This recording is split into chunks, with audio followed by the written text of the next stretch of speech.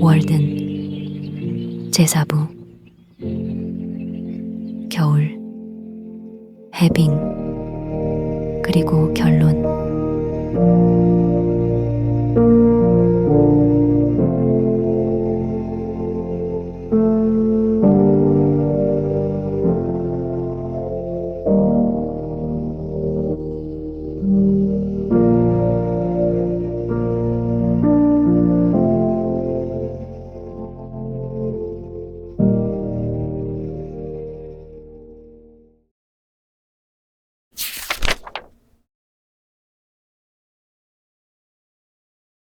이전 거주민과 겨울 방문객.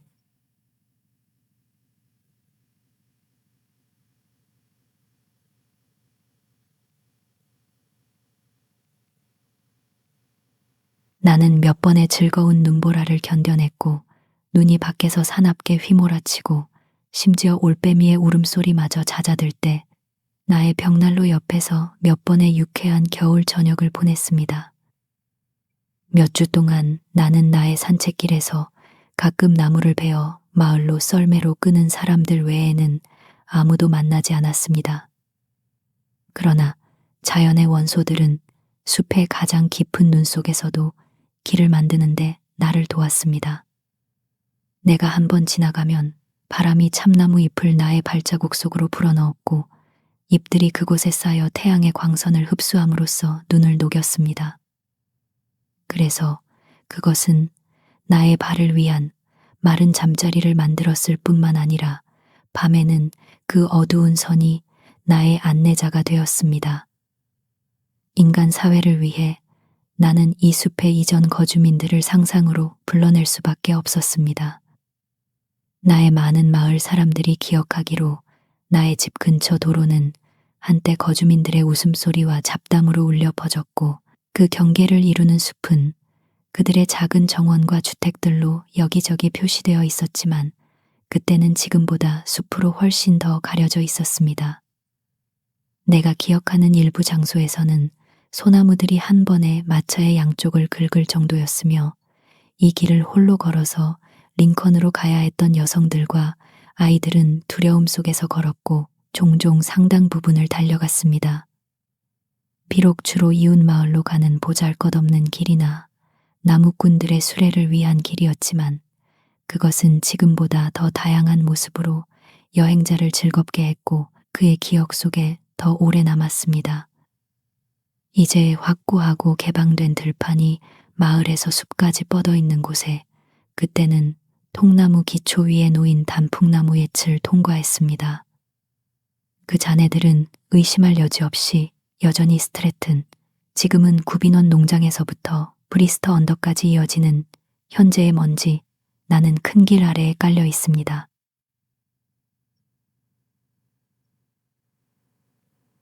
나의 콩밭 동쪽 길 건너편에는 콩코드 마을의 신사인 던컨 잉그레이엄, 에스콰이어의 노예였던 가토 잉그레이엄이 살았습니다.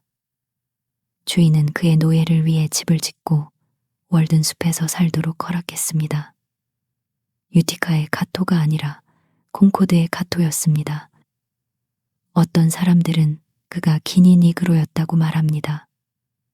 그가 늙고 필요할 때까지 자라도록 내버려둔 호두나무 사이에 그의 작은 밭을 기억하는 몇몇 사람들이 있습니다. 하지만 더 젊고 하얀 투기꾼이 마침내 그것들을 차지했습니다. 그러나 그 역시 현재는 똑같이 좁은 집무덤에 거주하고 있습니다. 카토의 반쯤 지워진 지하실 구덩이는 아직도 남아있는데 소나무 가장자리 때문에 여행자에게는 숨겨져 있어 아는 사람이 거의 없습니다. 그곳은 이제 민둥불나무로 가득 차 있으며 가장 이른 종류의 골든로드가 무성하게 자랍니다.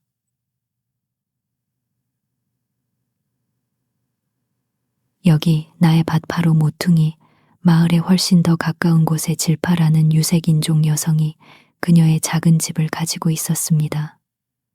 그곳에서 그녀는 마을 사람들을 위해 아마포를 짰고 그녀의 날카롭고 주목할 만한 목소리로 월든숲을 울렸습니다.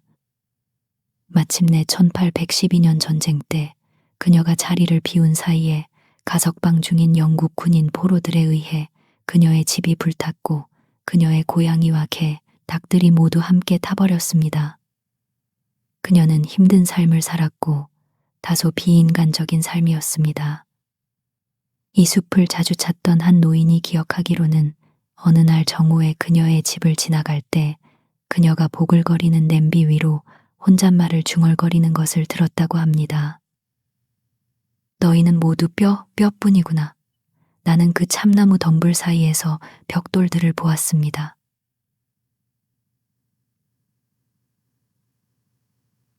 길 아래쪽 오른편 브리스터 언덕에는 한때 스콰이어 커밍스의 노예였던 재주 좋은 니그로 브리스터 프리먼이 살았습니다. 그곳에는 브리스터가 심고 돌보았던 사과나무들이 여전히 자라고 있습니다. 지금은 크고 늙은 나무들이지만 그 열매는 나의 입맛에는 여전히 야생적이고 사과주 같은 맛이 납니다. 얼마 전 나는 낡은 링컨 공동묘지에서 그의 묘비를 읽었는데 콩코드에서 퇴각하다 쓰러진 영국 적탄병들의 표시 없는 무덤 근처 한쪽에 있었습니다. 그곳에 그는 시피오 브리스터로 불렸습니다. 그는 스키피오 아프리카누스라고 불릴 만한 어떤 권리를 가지고 있었지만 마치 그가 변색된 것처럼 유색인종이라고 불렸습니다. 그것은 또한 그가 언제 죽었는지 눈에 띄게 강조하며 알려주었는데 이는 그가 살았었다는 것을 간접적으로 알려주는 방식에 불과했습니다. 그와 함께 펜다가 살았는데 그녀는 그의 친절한 아내였으며 점을 쳤지만 유쾌했습니다. 크고 둥글고 검었으며 밤의 자녀들 중 누구보다도 검었습니다. 그 전이나 그 후에 콩코드 위로 떠오른 적이 없는 그런 어둑한 구체와 같았습니다.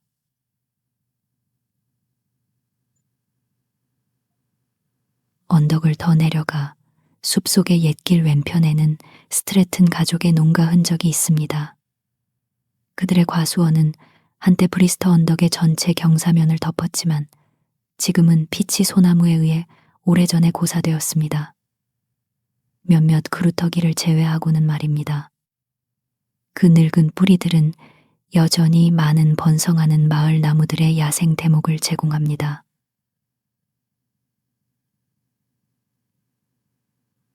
마을에 더 가까워지면 길 반대편 숲 가장자리에 있는 브리드의 거주지에 도착합니다. 이곳은 옛 신화에 명확하게 이름이 언급되지 않았지만 우리 뉴잉글랜드 생활에서 중요하고 놀라운 역할을 했으며 언젠가 그의 전기가 쓰여질 만한 가치가 있는 악마의 장난으로 유명한 장소입니다. 그는 처음에는 친구나 고용된 사람의 모습으로 왔다가 온 가족을 강탈하고 살해합니다. 바로 뉴잉글랜드 럼주입니다. 하지만 역사는 아직 이곳에서 벌어진 비극들을 말해서는 안 됩니다. 시간이 어느 정도 개입하여 그것들을 완화시키고 푸른 빛을 빌려주도록 합시다. 가장 불분명하고 의심스러운 전통에 따르면 이곳에 한때 선술집이 있었다고 합니다. 여행자의 음료를 시키고 그의 말을 상쾌하게 했던 우물은 여전히 같습니다. 이곳에서 사람들은 서로 인사하고 뉴스를 듣고 말하며 다시 그들의 길을 갔습니다.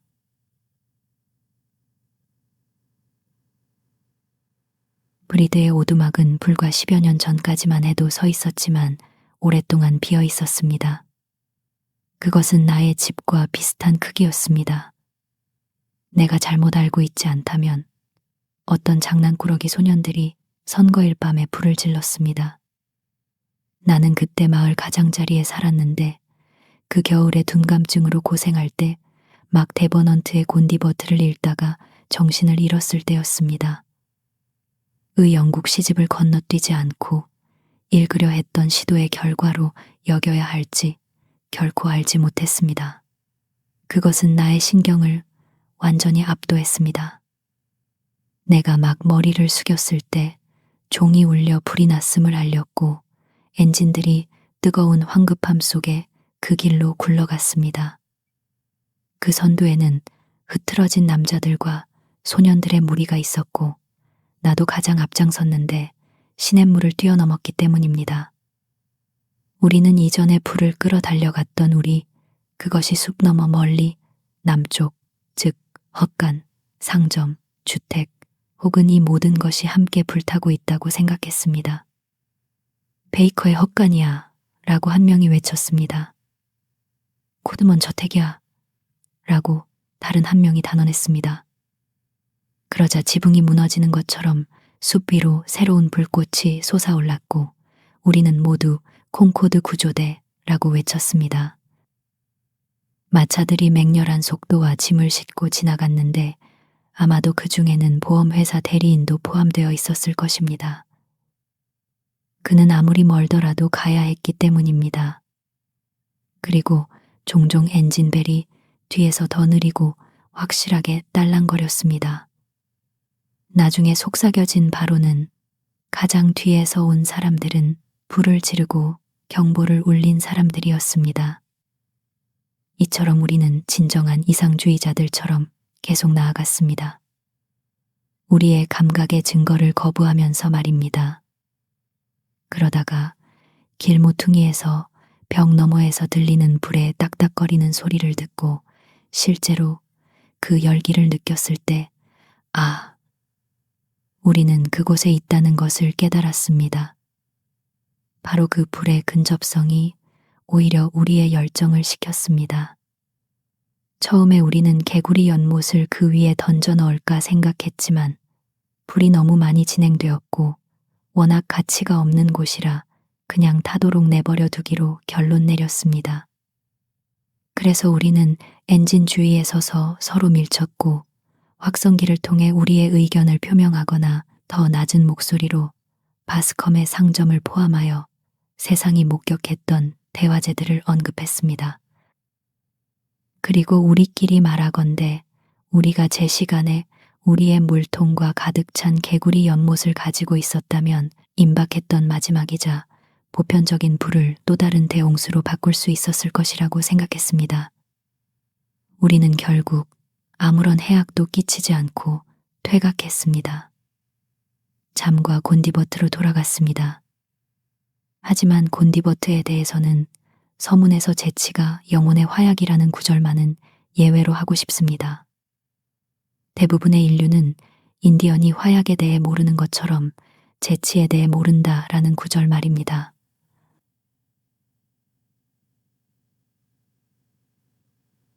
다음 날 밤 거의 같은 시간에 나는 들판을 가로질러 그 길로 걸어갔습니다.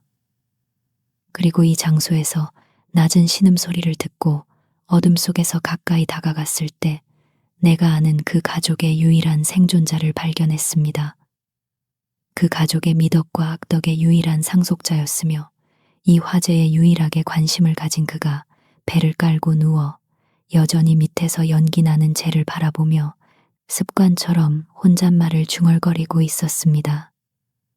그는 온종일 강가의 초원에서 멀리 떨어져 일하고 있었고 자신이 가질 수 있는 첫 순간을 이용하여 그의 아버지들과 그의 청춘의 집을 방문한 것이었습니다. 그는 마치 돌들 사이에 숨겨진 어떤 보물이라도 기억하는 것처럼 이리저리 모든 면에서 지하실을 응시했는데 항상 그곳에 누워서 말입니다. 그곳에는 벽돌과 제 더미 외에는 절대적으로 아무것도 없었습니다. 집이 사라지자 그는 남은 것을 바라보았습니다. 그는 나의 단순한 존재가 암시하는 공감으로 위로를 받았고 어둠이 허락하는 한 우물이 어디에 덮여 있는지 나에게 보여주었습니다. 감사하게도 우물은 결코 불타지 않았을 것입니다. 그리고 그는 그의 아버지가 자르고 세웠던 우물 펌프대를 찾기 위해 벽 주위를 오랫동안 더듬었습니다. 그 무거운 끝에 짐을 묶었던 철제 갈고리나 걸쇠를 만져보면서 말입니다. 그것이 지금 그가 의지할 수 있는 모든 것이었습니다. 그것이 흔한 가로장이 아니었음을 나에게 확신시키기 위해서였습니다. 나는 그것을 만져보았고 나의 산책길에서 거의 매일 그것을 여전히 알아봅니다. 한 가족의 역사가 그것에 매달려 있기 때문입니다.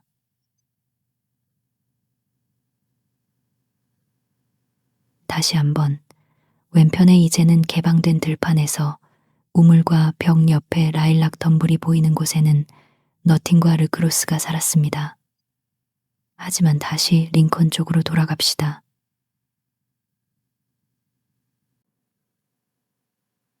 이들 중 누구보다도 숲속 깊숙이 도로가 연못에 가장 가까워지는 곳에 도예가 와이먼이 무단으로 정착하여 그의 마을 사람들에게 도자기를 공급했고 후손들이 그를 잊도록 남겼습니다.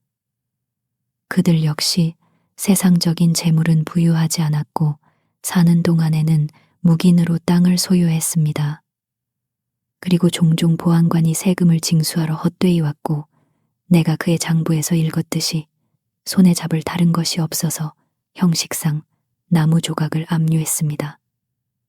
어느 한여름날 내가 내시질을 하고 있을 때 도자기를 시장으로 실어 나르던 한 남자가 나의 밭 옆에 말을 세우고 젊은 와이먼에 대해 물었습니다.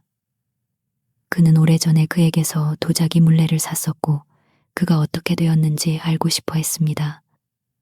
나는 성경에서 도예가의 진흙과 물레에 대해 읽었지만 우리가 사용하는 그릇들이 그 시대부터 깨지지 않고 내려왔거나 혹은 어딘가에서 조롱박처럼 나무에서 자란 것이 아니라는 생각은 해본 적이 없었습니다. 그래서 나는 그렇게 가단성 있는 예술이 나의 이웃에서 행해졌다는 것을 듣고 기뻤습니다.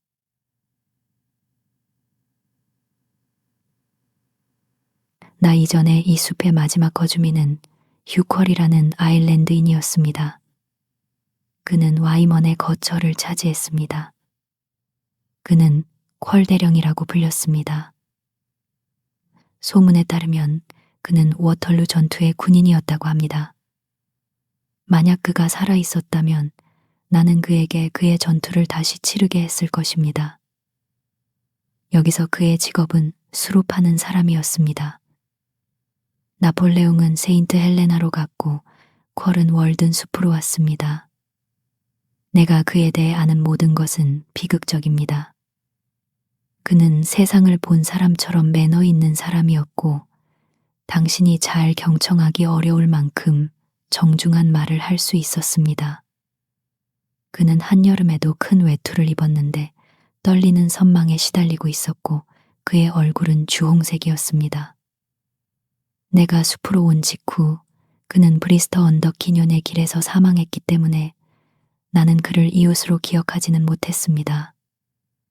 그의 집이 철거되기 전에 그의 동료들이 그것을 불운한 성이라며 피했을 때 나는 그곳을 방문했습니다.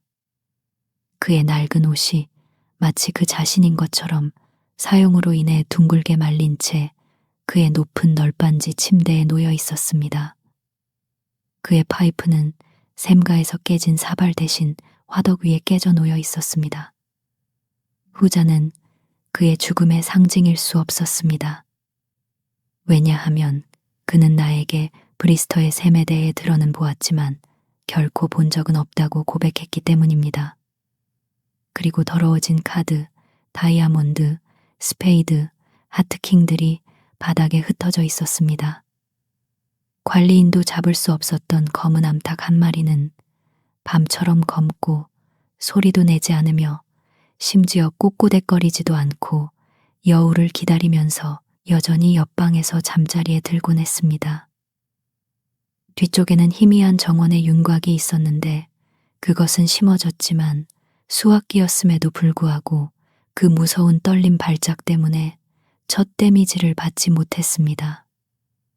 그곳은 로마 쓴 쑥과 독고마리로 뒤덮여 있었는데 후자는 열매 대신 나의 옷에 달라붙었습니다.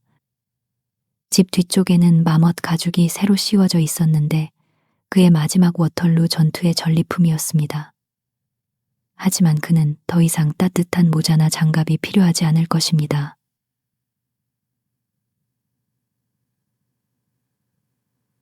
이제 땅에 움푹 들어간 자국만이 이 주택들의 터를 표시하고 있습니다. 묻힌 지하실 돌과 함께 그 햇볕 드는 잔디밭에는 딸기, 산딸기, 덤불딸기, 개암나무, 그리고 불나무가 자라고 있습니다.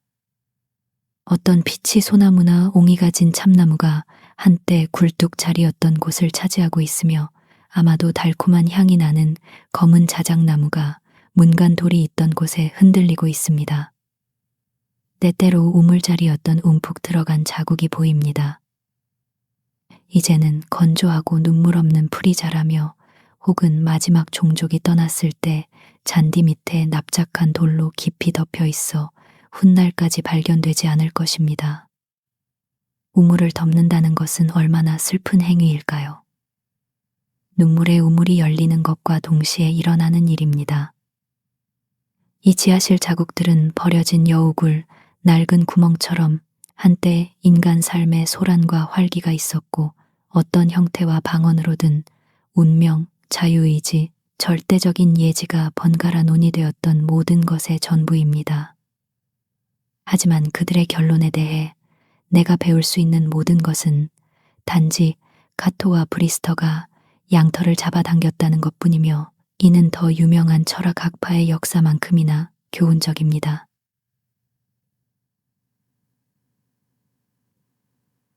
문과 상인방, 그리고 문지방이 사라진 지 한 세대가 지난 후에도 생기 넘치는 라일락은 여전히 자라고 있습니다. 매년 봄이면 사색하는 여행자에게 꺾이도록 달콤한 향이 나는 꽃을 피웁니다.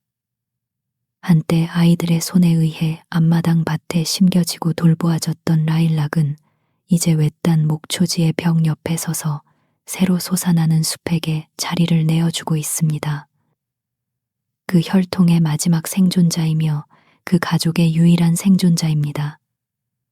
그 어둑한 아이들은 그들이 집 그림자 속에 심고 매일 물을 주었던 두 눈만 가진 허약한 나무 조각이 그처럼 뿌리를 내리고 그들을 능가하며 그늘을 주었던 그 집 뒤에 스스로 집을 짓고 그들이 자라나 죽은 지 반세기 후에도 홀로 방황하는 사람에게 그들의 이야기를 희미하게 전할 것이라고는 거의 생각하지 못했습니다.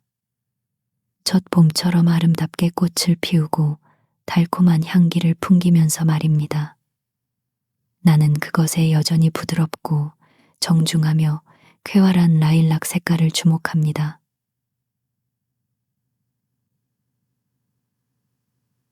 하지만 이 작은 마을, 더 큰 무언가의 씨앗이었던 이곳은 왜 실패했을까요? 콩코드는 그 자리를 지키고 있는데 말입니다. 정말로 자연적인 이점, 즉 수리시설이 없었을까요? 아, 깊은 월든 연못과 시원한 브리스터의 샘이 있습니다. 이 모든 것들은 그들이 자신들의 수를 희석시키는 것 외에는 활용하지 않은 그것들에서 길고 건강한 물줄기를 마실 특권입니다. 그들은 보편적으로 목마른 종족이었습니다. 바구니, 마구간 빗자루, 돗자리 만들기, 옥수수 볶기, 아마포 짜기, 그리고 도자기 사업이 이곳에서 번성하여 황야를 장미처럼 꽃피게 하고 수많은 후손들이 그들의 아버지의 땅을 물려받을 수는 없었을까요? 이 메마른 흙은 적어도 저지대에서 오는 퇴화에 대해서는 증명되었을 것입니다. 아, 이 인간 거주민들의 기억이 풍경의 아름다움을 얼마나 적게 향상시킵니까? 다시 한번 아마도 자연은 나를 첫 정착민으로 삼아 시도할 것이고 지난 봄에 세워진 나의 집이 이 작은 마을에서 가장 오래된 집이 될 것입니다.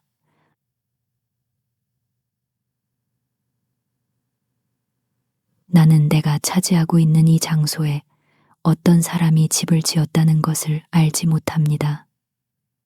더 오래된 도시의 터 위에 세워진 도시, 그 재료가 폐허이고 그 정원이 묘지인 도시로부터 나를 구해 주십시오.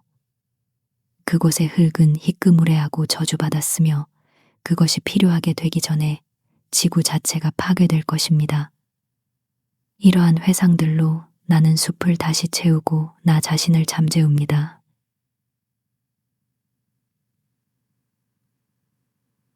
이 계절에는 나는 방문객이 거의 없었습니다. 눈이 가장 깊이 쌓였을 때 일주일 또는 2주 동안 단 한 명의 방랑자도 나의 집 근처에 감이 오지 않았습니다. 하지만 나는 들쥐처럼 혹은 오랫동안 눈 속에 묻혀 음식 없이도 살아남았다고 하는 소와 가금류처럼 아늑하게 살았습니다. 또는 이 주서튼 마을의 초기 정착민 가족처럼 그가 부재했을 때 1717년의 대설로 오두막이 완전히 덮였는데 인디언이 굴뚝의 숨결이 눈 속에 만든 구멍으로만 그것을 발견하여 가족을 구출해냈다고 합니다. 하지만 어떤 다정한 인디언도 나를 걱정하지 않았습니다. 그리고 그럴 필요도 없었습니다. 왜냐하면 집의 주인은 집에 있었기 때문입니다. 대설. 그것에 대해 듣는 것은 얼마나 즐거운 일입니까?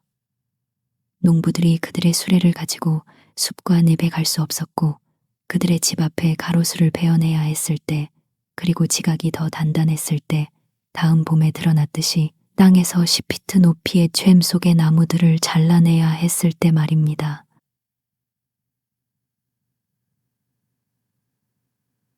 가장 깊은 눈 속에서 큰 길에서 나의 집까지 약 반마일 길이의 내가 사용했던 길은 넓은 간격이 있는 구불구불한 점선으로 표현될 수 있었을 것입니다. 심지어 날씨가 좋은 일주일 동안 나는 정확히 같은 수의 걸음을 그리고 같은 길이로 오고 갔습니다. 나의 깊은 발자국 속에서 컴퍼스처럼 신중하고 정확하게 걸었습니다. 겨울은 우리를 그러한 일상으로 축소시킵니다. 하지만 종종 그 발자국들은 하늘 자신의 푸른색으로 가득 채워져 있었습니다. 그러나 어떤 날씨도 나의 산책 혹은 차라리 외출을 치명적으로 방해하지 않았습니다.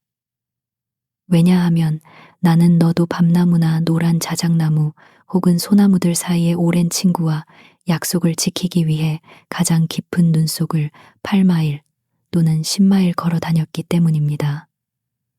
얼음과 눈이 그들의 가지를 늘어뜨리게 하고 그래서 그들의 꼭대기를 날카롭게 만들어 소나무들을 전나무로 바꾸었을 때 말입니다. 평평한 곳에 눈이 거의 2피트 깊이로 쌓였을 때 가장 높은 언덕 꼭대기까지 걸어 올라가 걸음마다 나의 머리 위에 또 다른 눈보라를 털어내거나 혹은 사냥꾼들이 겨울 숙소로 들어갔을 때 때때로 손과 무릎으로 기어다니며 허우적거리며 그곳으로 갔습니다. 어느 오후 나는 줄무늬 올빼미 한 마리가 흰 소나무의 낮은 마른 가지 중 하나에 몸통 가까이에 대낮에 앉아 있는 것을 지켜보며 즐거워했습니다. 나는 그에게서 1주 이내에 서 있었습니다. 내가 움직이고 발로 눈을 밟을 때 그는 나를 들을 수 있었지만 나를 명확하게 볼 수는 없었습니다. 내가 가장 큰 소음을 냈을 때 그는 목을 길게 빼고 목 깃털을 세우고 눈을 크게 떴습니다. 하지만 곧 그의 눈꺼풀이 다시 내려왔고 그는 꾸벅거리기 시작했습니다. 나는 그가 눈을 반쯤 뜬 채 고양이처럼 앉아 있는 것을 30분 동안 지켜본 후 나 역시 졸음이 오는 영향을 느꼈습니다. 그는 고양이의 날개 달린 형제였습니다. 그들의 눈꺼풀 사이에는 좁은 틈만이 남아 있었는데 그것을 통해 그는 나에게 반도적인 관계를 유지했습니다. 이처럼 눈을 반쯤 감고 꿈의 나라에서 밖을 내다보며 그의 환상을 방해하는 막연한 물체나 티끌인 나를 인식하려고 노력했습니다. 마침내 더 큰 소음이나 내가 더 가까이 다가갔을 때 그는 불안해하며 횃대 위에서 느릿하게 몸을 돌렸습니다. 마치 그의 꿈이 방해받은 것에 초조한 것처럼 말입니다. 그리고 그가 몸을 날려 소나무 사이를 펄럭이며 예상치 못한 넓이로 날개를 펼쳤을 때 나는 그들에게서 가장 작은 소리도 들을 수 없었습니다. 이처럼 시력보다는 그들의 이웃에 대한 섬세한 감각으로 소나무 가지 사이를 안내받으며 마치 황혼의 길을 그의 민감한 날개로 느끼는 것처럼 그는 평화롭게 그의 날이 밝아오기를 기다릴 수 있는 새로운 횃대를 찾았습니다.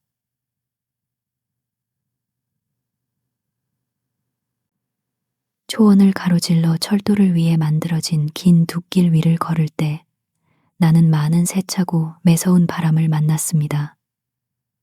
그곳만큼 바람이 자유롭게 불 수 있는 곳은 없었기 때문입니다. 그리고 서리가 나의 한쪽 뺨을 때렸을 때 나는 이교도였음에도 불구하고 다른 쪽 뺨도 그것에게 돌려주었습니다. 브리스터 언덕에서 오는 마차 길도 크게 다르지 않았습니다. 나는 여전히 친절한 인디언처럼 마을로 갔습니다. 넓게 펼쳐진 들판의 내용물이 모두 월든 길의 벽 사이에 쌓여 있을 때였습니다. 그리고 30분이면 마지막 여행자의 발자국을 지우기에 충분했습니다. 그리고 내가 돌아왔을 때 새로운 눈더미가 형성되어 있었고 나는 그 속에서 허우적거렸습니다. 그곳은 바쁜 북서풍이 길의 날카로운 모퉁이 주위에 고운 눈을 쌓아놓은 곳이었습니다. 토끼의 발자국이나 심지어 들쥐의 고운 자국조차 볼 수 없었습니다. 그럼에도 불구하고 나는 한겨울에도 풀과 스컹크 양배추가 여전히 영원한 푸르름을 내뿜는 따뜻하고 샘물 솟는 넷을 찾는데 거의 실패하지 않았고 몇몇 더 강인한 새가 가끔 봄의 귀환을 기다리고 있었습니다.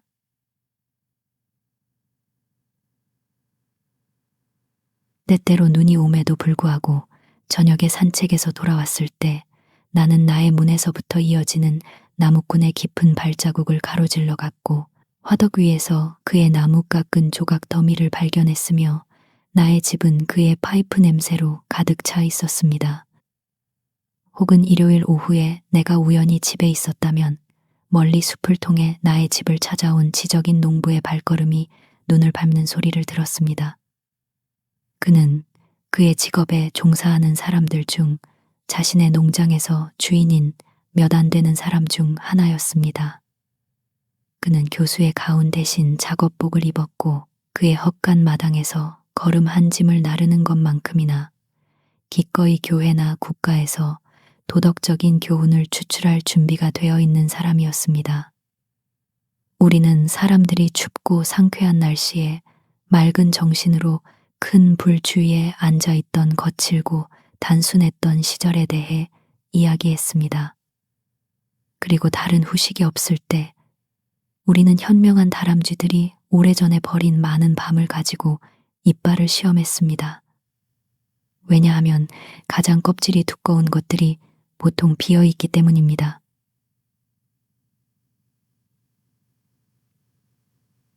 가장 멀리서 가장 깊은 눈과 가장 음울한 폭풍을 뚫고 나의 오두막을 찾아온 사람은 시인이었습니다.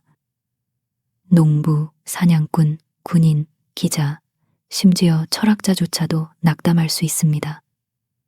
하지만 시인은 아무것도 막을 수 없습니다. 그는 순수한 사랑에 의해 움직이기 때문입니다. 누가 그의 오고 감을 예측할 수 있겠습니까? 그의 일은 의사들이 잠자는 시간에도 그를 불러냅니다. 우리는 그 작은 집을 떠들썩한 웃음으로 울리게 했고 매우 진지한 대화의 속삭임으로 메아리치게 하여 오랫동안의 침묵에 대해 월든 계곡에 보상했습니다. 브로드웨이는 비교하면 고요하고 황량했습니다. 적절한 간격으로 규칙적인 웃음의 축포가 있었는데 그것은 방금 말해진 농담이나 앞으로 나올 농담 중 어느 것에든 무심하게 관련될 수 있었습니다. 우리는 묽은 죽 한 접시 위에서 삶에 대한 많은 새로운 이론을 만들었습니다. 그것은 흥겨움과 철학이 요구하는 맑은 정신이라는 이점을 결합했습니다.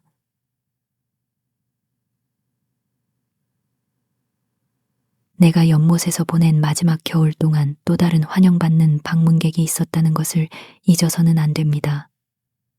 그는 한때 마을을 지나 눈과 비 그리고 어둠을 뚫고 나무 사이로 나의 램프를 볼 때까지 왔고 나와 함께 몇 번의 긴 겨울 저녁을 함께 보냈습니다.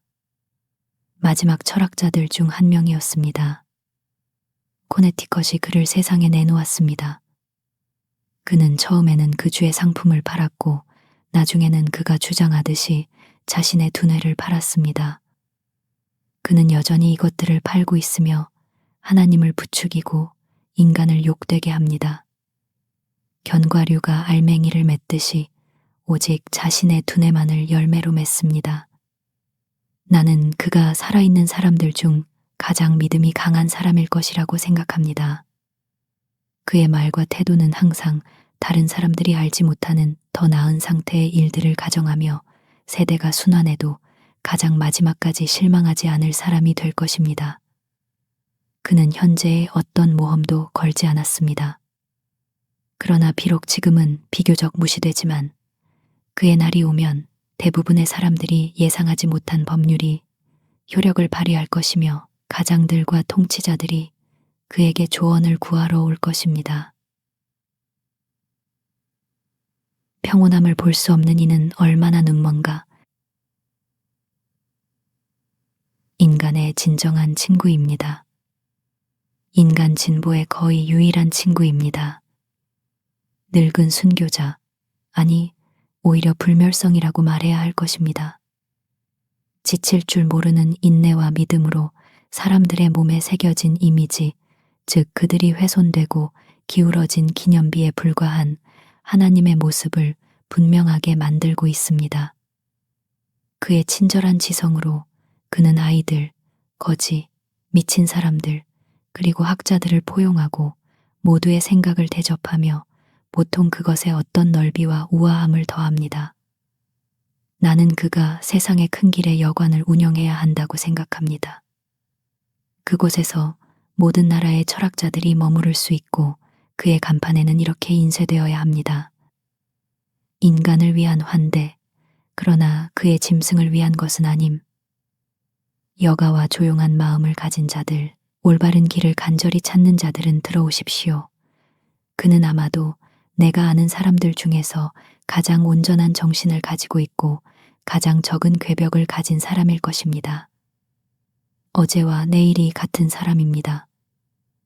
예전에 우리는 한가롭게 거닐고 이야기하며 세상을 효과적으로 뒤에 두었습니다. 그는 세상의 어떤 제도에도 헌신하지 않았으며 자유롭게 태어난 순수한 사람이었습니다.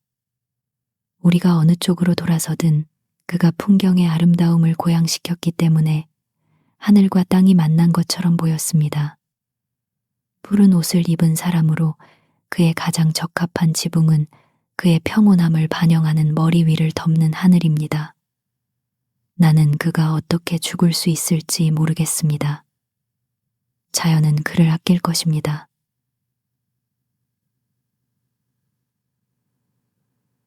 각자 잘 말린 생각의 지붕너를 가지고 우리는 앉아서 그것들을 깎았고 우리의 칼을 시험하며 호박 소나무의 맑고 노란 나뭇결에 감탄했습니다.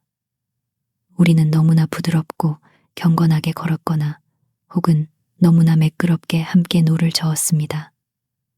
그래서 생각의 물고기들은 시냇물에서 겁먹지 않았고 물가의 어떤 낚시꾼도 두려워하지 않고 서쪽 하늘을 떠다니는 구름처럼 그리고 때때로 그곳에서 형성되고 사라지는 진주빛 구름대처럼 웅장하게 오고 갔습니다. 그곳에서 우리는 신화를 수정하고 여기서 저기 우화를 다듬고 땅이 합당한 기초를 제공하지 않는 공중의 성을 지었습니다. 위대한 관찰자, 위대한 기대자. 그와 대화하는 것은 뉴잉글랜드의 밤의 오락이었습니다. 아, 은둔자와 철학자, 그리고 내가 말했던 옛 정착민, 우리 세 사람이 나눈 대화는 나의 작은 집을 확장하고 뒤흔들었습니다. 원형 인치당 대기압 이상의 무게가 얼마나 나갔는지 감히 말할 수 없을 것입니다. 그것은 솔기가 벌어져서 그 결과로 생기는 누출을 막기 위해 그 후 많은 두나무로 틈을 메워야 했습니다. 하지만 나는 이미 그 종류의 참나무 털을 충분히 모아두었습니다.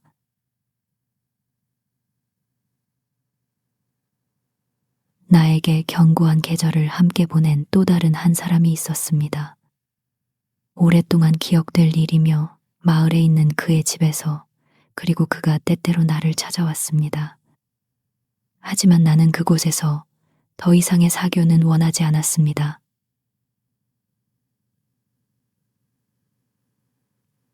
그곳에서도 다른 모든 곳에서처럼 나는 때때로 결코 오지 않는 방문객을 기다렸습니다. 비슈누프라나는 말합니다. 가정주부는 소를 젖자는 데 걸리는 시간만큼, 혹은 그가 원한다면 더 오래, 손님의 도착을 기다리기 위해 저녁에 그의 마당에 머물러야 한다. 나는 종종 이 환대의 의무를 수행했습니다. 솥대 전체를 젖자는데 충분한 시간만큼 오래 기다렸지만 마을에서 다가오는 그 사람을 보지 못했습니다.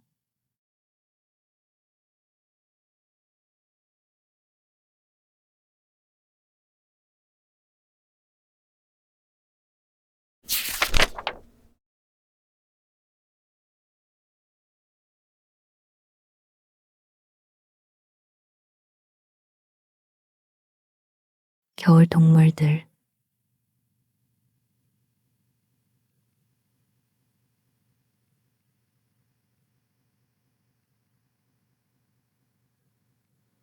연못들이 단단하게 얼어붙었을 때 그것들은 많은 지점으로 가는 새롭고 더 짧은 길을 제공했을 뿐만 아니라 주변의 익숙한 풍경을 그 수면 위에서 바라보는 새로운 시각을 제공했습니다.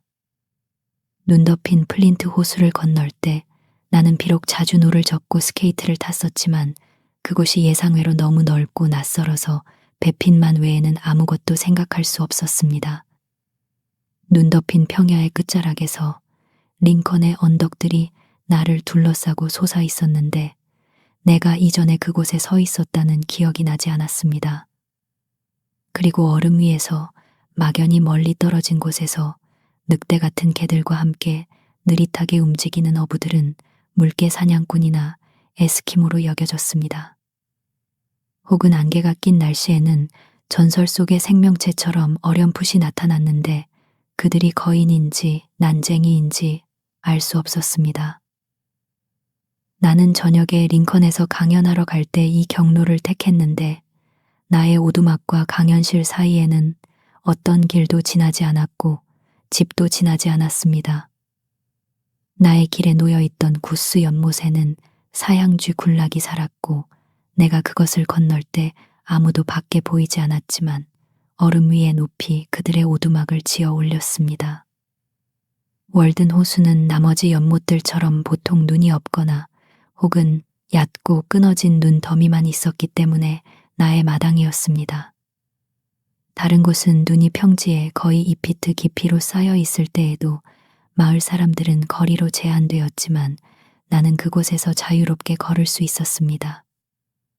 그곳, 마을 거리에서 멀리 떨어진 곳에서 그리고 아주 긴 간격으로 들려오는 썰매 방울 소리를 제외하고는 나는 넓게 밟힌 무스마당처럼 화렵수 숲과 눈에 짓눌리거나 고드름으로 덮인 엄숙한 소나무에 둘러싸인 채 스케이트를 탔습니다.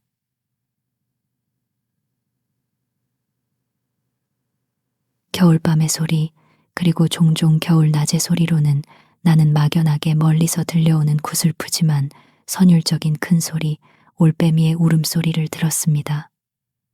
그것은 마치 얼어붙은 땅이 적절한 현악기 연주 도구로 타격당했을 때 나올 법한 소리였습니다.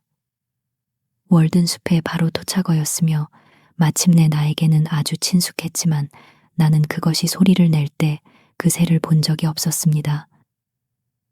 나는 겨울 저녁에 문을 열 때 거의 예외 없이 그것을 들었습니다. 후후후 후러 후 소리가 웅장하게 울려 퍼졌는데 처음 세 음절은 마치 하우 더 두처럼 약간의 강세가 있었습니다. 또는 때로는 후후뿐이었습니다.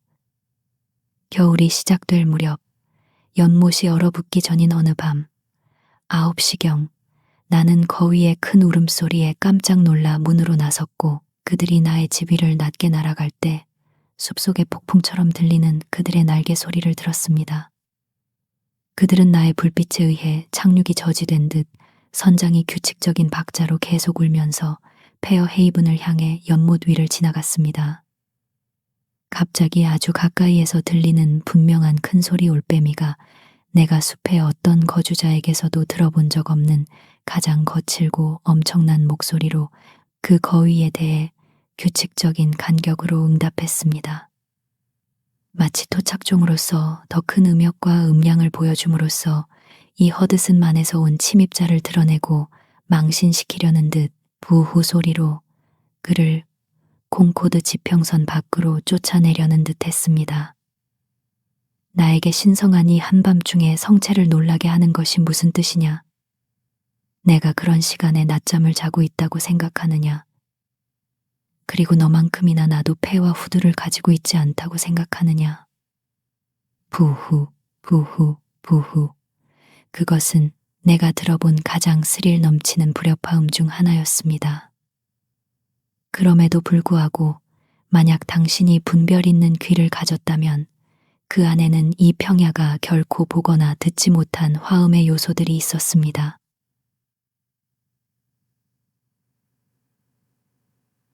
나는 또한 연못 속의 얼음의 고함 소리를 들었습니다. 콩코드의 그 지역에서 나의 거대한 침대 동료였는데 마치 그것이 침대에서 불안하여 뒤척이고 싶어하고 고창증으로 괴로워하며 꿈을 꾸는 것 같았습니다. 혹은 나는 서리로 인해 땅이 갈라지는 소리에 잠에서 깼는데 마치 누군가 나의 문에 수레를 몰고 온 것 같았고 아침에는 땅의 4분의 1마일 길이에 3분의 1인치 폭의 균열을 발견할 것입니다.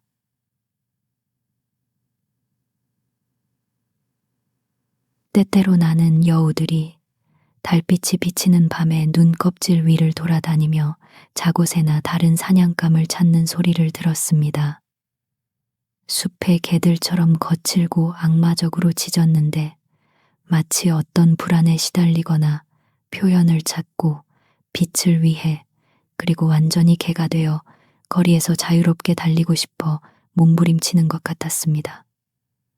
왜냐하면 우리가 시대를 고려한다면 인간뿐만 아니라 짐승들 사이에서도 문명화가 진행되고 있는 것은 아닐까요? 그들은 나에게 원시적인 굴을 파고 사는 인간으로 보였습니다. 여전히 방어 태세를 취하고 그들의 변형을 기다리는 사람들이었습니다. 때때로 한 마리가 나의 불빛에 이끌려 창문 가까이 왔고 나에게 여우 같은 욕설을 짓고는 물러났습니다.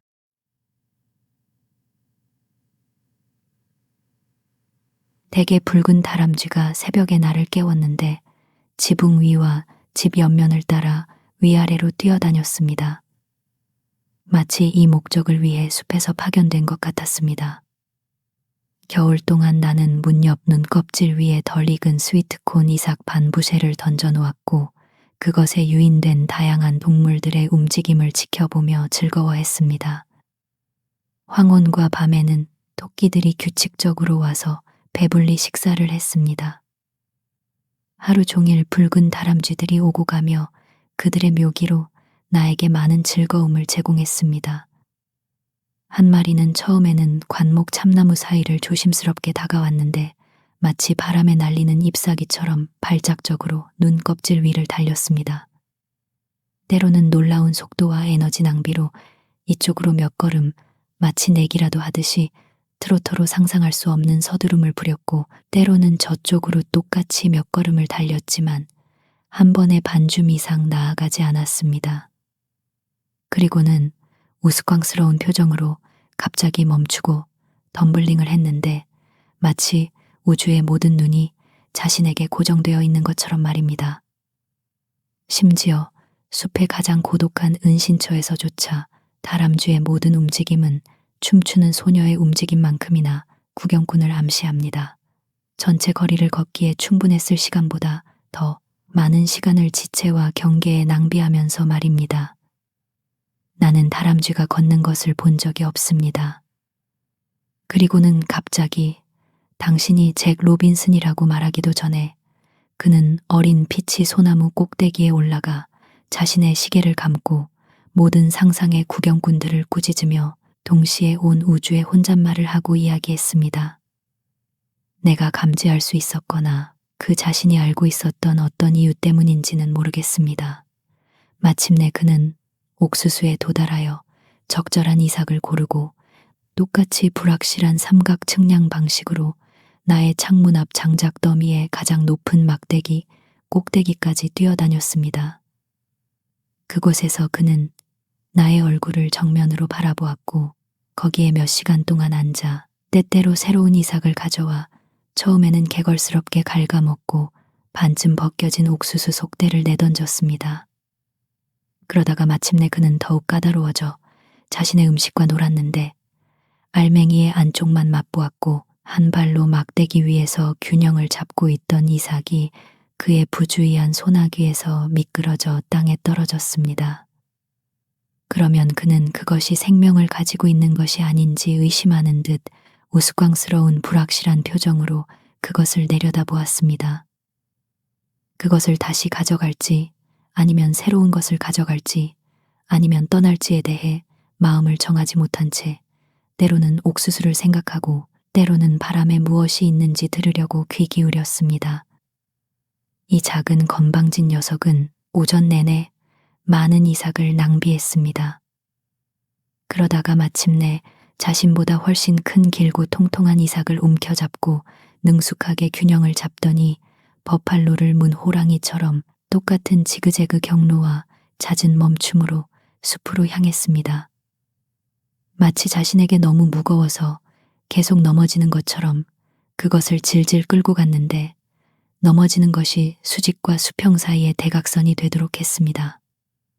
어쨌든 그것을 끝까지 해내기로 결심한 것입니다. 유난히 경박하고 변덕스러운 녀석이었습니다. 그리고 그는 그것을 가지고 그가 사는 곳으로 사라졌고 아마도 40, 50 줌 떨어진 소나무 꼭대기까지 그것을 운반했을 것입니다. 나는 나중에 그 옥수수 속대들이 숲 주변의 여러 방향으로 흩어져 있는 것을 발견하곤 했습니다.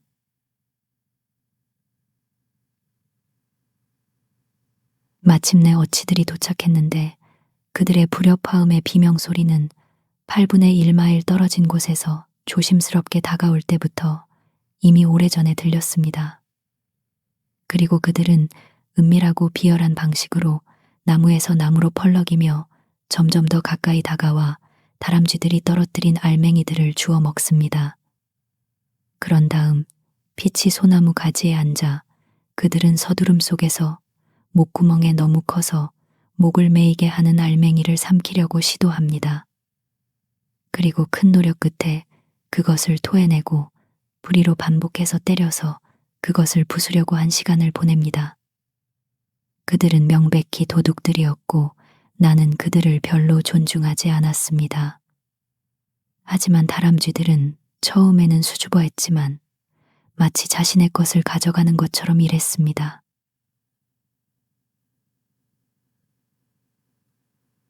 한편 박새들도 떼지어 왔습니다.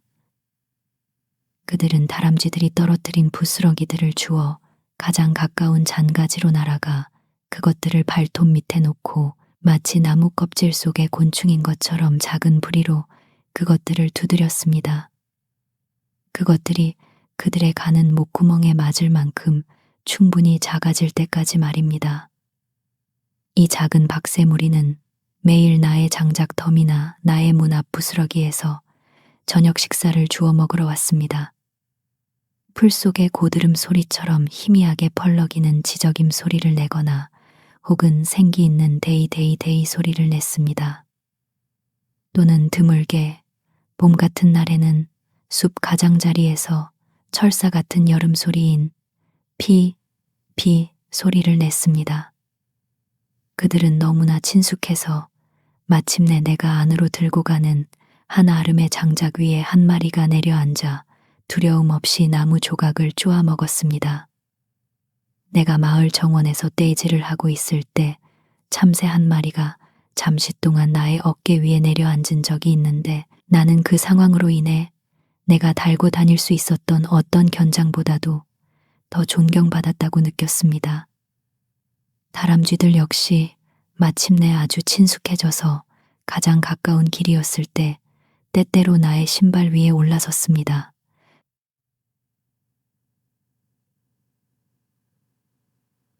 땅이 아직 완전히 덮이지 않았을 때, 그리고 다시 겨울이 끝날 무렵 나의 남쪽 언덕 비탈과 장작 더미 주변에 눈이 녹았을 때 자고새들이 아침 저녁으로 숲에서 나와 그곳에서 먹이를 먹었습니다. 숲의 어느 쪽을 걷든 자고새는 날개를 펄럭이는 소리와 함께 튀어나가 마른 잎과 높은 잔가지에서 눈을 흔들어 떨어뜨립니다. 그 눈은 햇살 속에서 황금빛 먼지처럼 걸러져 내려옵니다. 이 용감한 새는 겨울에 겁먹지 않습니다. 그것은 눈더미에 자주 덮이며 때로는 날개에서 부드러운 눈 속으로 뛰어들어 하루나 이틀 동안 숨어 있다고 합니다. 나는 또한 그들이 해질녘에 야생 사과나무의 싹을 먹기 위해 숲에서 나온 개방된 땅에서도 그들을 놀라게 하곤 했습니다. 그들은 매일 저녁 특정한 나무들로 규칙적으로 올 것이고 교활한 사냥꾼은 그들을 기다리고 있습니다. 그래서 숲 옆에 먼 과수원들이 이처럼 적지 않은 피해를 입습니다. 나는 자고새가 어쨌든 먹이를 얻는다는 것이 기쁩니다. 그것은 싹과 식이 음료로 사는 자연 고유의 새입니다.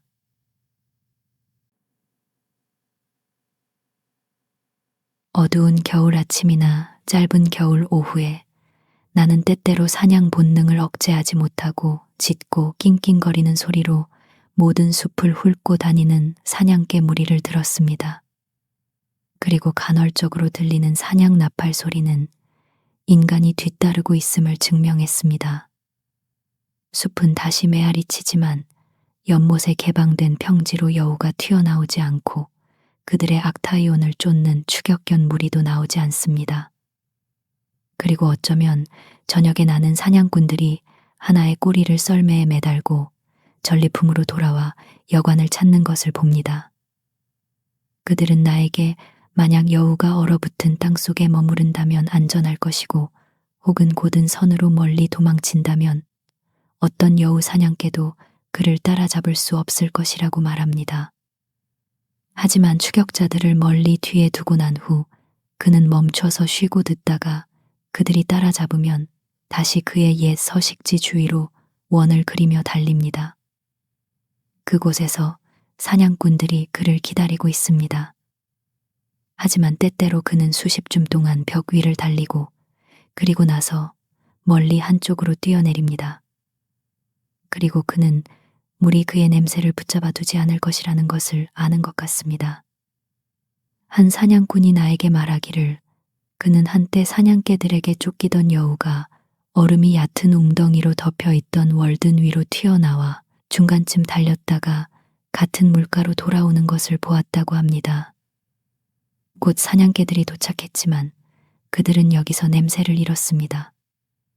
때때로 스스로 사냥하는 무리가 나의 문 앞을 지나가고 나의 집 주위를 원을 그리며 나에게 신경 쓰지 않고 짖고 으르렁거렸습니다. 마치 어떤 종류의 광기에 시달리는 것처럼 아무것도 그들을 추격해서 돌릴 수 없었습니다.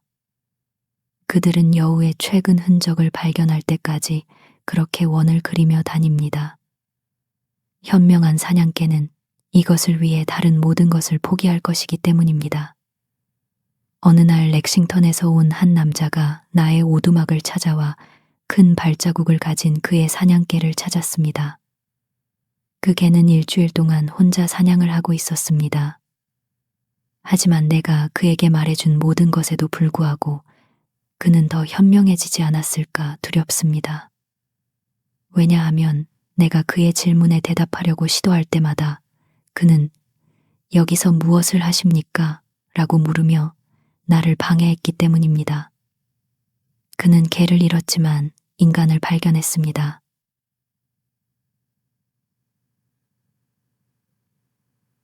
1년에 한 번 물이 가장 따뜻할 때 월든에서 목욕하러 오곤 했던 혀가 마른 늙은 사냥꾼 한 명이 나를 찾아와 말했습니다. 여러 해 전에 그는 어느 날 오후 그의 총을 들고 월든 숲을 순항하러 나갔습니다. 그가 웨이랜드 길을 걸을 때 그는 다가오는 사냥개들의 짖는 소리를 들었고 곧 여우 한 마리가 벽을 넘어 길로 뛰어들었고 생각만큼이나 빠르게 다른 벽을 넘어 길에서 벗어났으며 그의 빠른 총알은 그를 맞히지 못했습니다.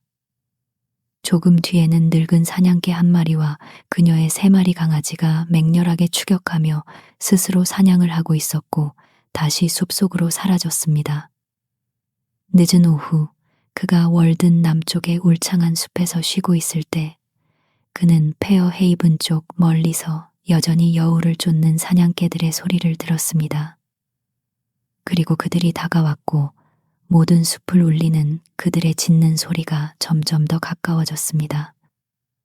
이제는 웰 매도에서, 이제는 베이커 농장에서 들렸습니다. 그는 오랫동안 가만히 서서 그들의 음악을 들었습니다. 사냥꾼의 귀에 얼마나 달콤한지. 그때 갑자기 여우가 나타났습니다. 엄숙한 통로를 쉽고 빠르게 지나갔는데 그 소리는 나뭇잎의 공감적인 바스락거림으로 숨겨졌습니다. 빠르고 조용하게 땅을 짚으며 추격자들을 훨씬 뒤에 남겨두었습니다. 그리고 숲 한가운데의 바위 위로 뛰어올라 사냥꾼에게 등을 돌린 채 꼿꼿이 앉아 귀를 기울였습니다. 잠시 동안 연민이 후자의 팔을 제지했습니다. 하지만 그것은 짧은 기분이었고 생각이 생각을 따르는 만큼 빠르게 그의 총이 겨누어졌고 탕! 바위 위로 굴러떨어진 여우는 땅바닥에 쓰러져 죽었습니다. 사냥꾼은 여전히 그의 자리를 지키고 사냥개들을 들었습니다. 그들은 여전히 다가왔고 이제 가까운 숲은 그들의 악마적인 울음소리로 모든 통로를 통해 메아리쳤습니다. 마침내 늙은 사냥개가 코를 땅에 대고 마치 홀린 것처럼 공기를 킁킁거리며 시야에 나타났고 바위로 곧장 달려갔습니다. 하지만 죽은 여우를 발견하자마자 그녀는 놀라움에 벙어리가 된 듯 갑자기 짖는 것을 멈추고 조용히 그의 주위를 빙빙 돌았습니다. 그리고 그녀의 강아지들이 하나씩 도착하여 어미처럼 그 수수께끼에 의해 조용해졌습니다. 그런 다음 사냥꾼이 앞으로 나와 그들 한가운데 섰고 수수께끼는 풀렸습니다. 그가 여우의 가죽을 벗기는 동안 그들은 침묵 속에서 기다렸고 그런 다음 잠시 꼬리를 따라가다가 마침내 다시 숲속으로 돌아섰습니다. 그날 저녁 웨스턴의 한 신사가 콩코드 사냥꾼의 오두막을 찾아와 그의 사냥개들에 대해 물었습니다. 그리고 그들이 일주일 동안 웨스턴 숲에서 스스로 사냥을 하고 있었다고 말했습니다. 콩코드 사냥꾼은 자신이 아는 것을 말해주고 그 가죽을 그에게 제안했습니다. 하지만 다른 사람은 그것을 거절하고 떠났습니다. 그는 그날 밤 사냥개들을 찾지 못했지만 다음 날 그들이 강을 건너 어떤 농가에서 밤을 보냈고 그곳에서 잘 먹은 후 아침 일찍 떠났다는 것을 알게 되었습니다.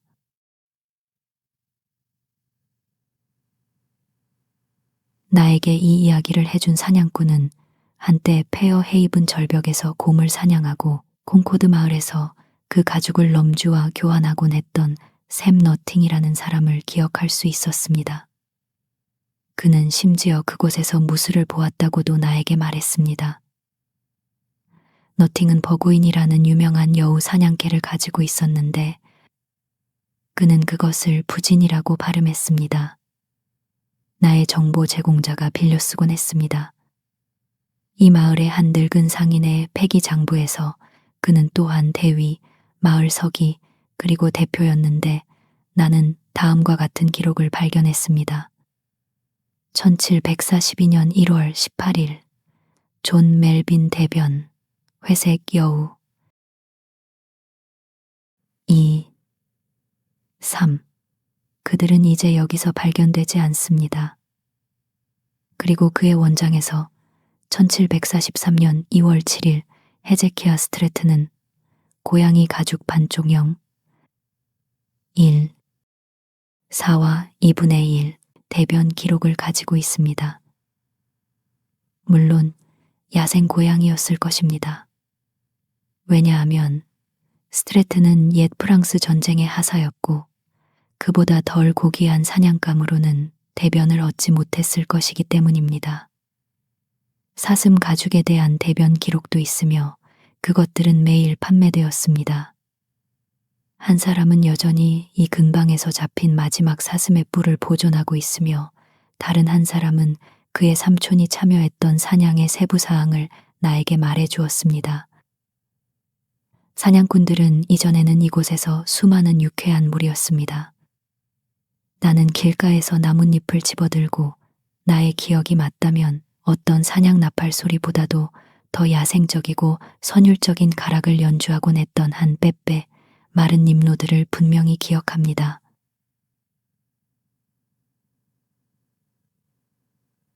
한밤중에 달이 떴을 때 나는 때때로 나의 길에서 숲 주위를 배회하는 사냥개들을 만났는데 마치 두려워하는 것처럼 나의 길을 피해 슬금슬금 물러나 내가 지나갈 때까지 덤불 속에서 조용히 서 있었습니다.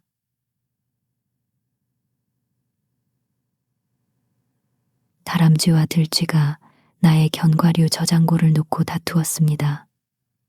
나의 집 주변에는 직경 1인치에서 4인치 사이에 피치 소나무 수십 그루가 있었는데 지난 겨울에 쥐들에게 갉아먹혔습니다. 그들에게는 노르웨이의 겨울이었습니다. 눈이 길고 깊이 쌓였고 그들은 그들의 다른 식단에 많은 양의 소나무 껍질을 섞어야 했기 때문입니다. 이 나무들은 한여름에도 살아있었고 겉보기에는 무성했으며 완전히 환상박피되었음에도 불구하고 그들 중 많은 수가 1피트 자랐습니다. 하지만 또 다른 겨울 후에는 예외 없이 모두 죽었습니다. 단 하나의 쥐가 이렇게 나무를 위아래로 갉아먹는 대신 빙 둘러가며 갉아먹어 저녁 식사로 나무 한 그루 전체를 허용받았다는 것은 주목할 만합니다. 하지만 아마도 이것은 빽빽하게 자라는 경향이 있는 이 나무들을 쫓아내는 데 필요했을 것입니다.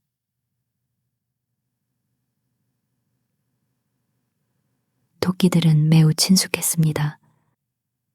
한 마리가 겨울 내내 나의 마루 밑에 굴을 가지고 있었는데 나에게서 마루판으로만 분리되어 있었고 내가 움직이기 시작할 때마다 서둘러 떠나는 소리로 나를 놀라게 했습니다.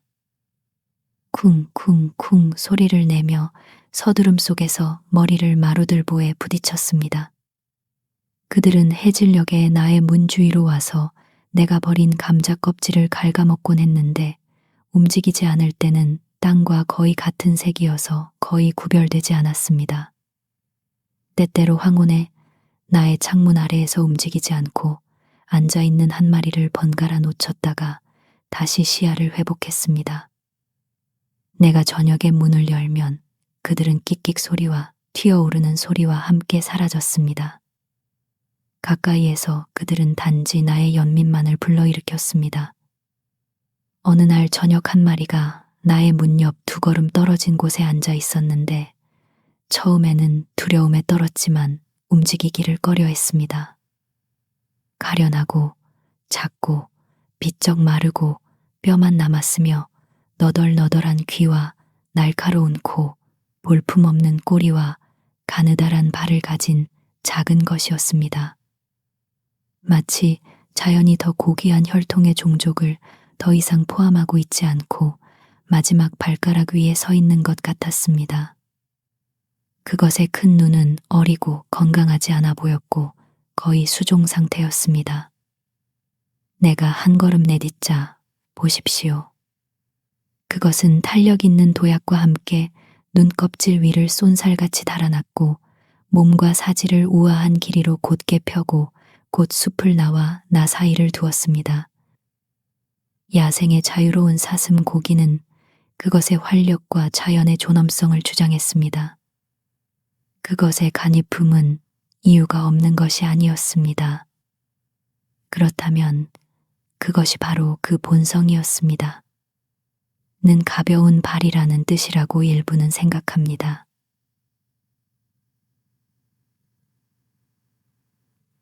토끼와 자고새가 없는 나라가 무슨 소용이 있습니까? 그들은 가장 단순하고 토착적인 동물, 산물 중 하나입니다. 고대부터 현대에 이르기까지 알려진 오래되고 존경할 만한 가족입니다. 바로 자연의 색과 본질을 가지고 있으며 잎과 땅에 가장 가까이 연관되어 있습니다. 그것은 날개 달린 것이거나 다리 달린 것입니다. 토끼나 자고새가 튀어나갈 때 야생생물을 보았다고 말하기는 어렵습니다. 단지 자연적인 것일 뿐이며 나뭇잎이 바스락거리는 소리만큼이나 예상되는 일입니다.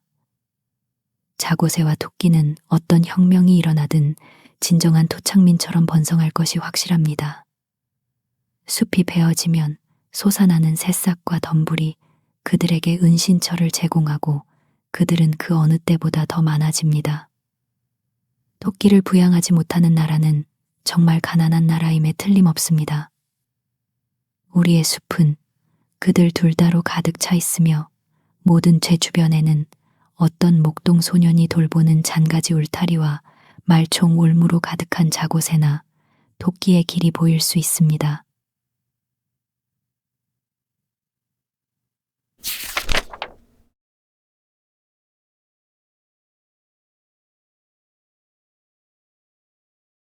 겨울 연못.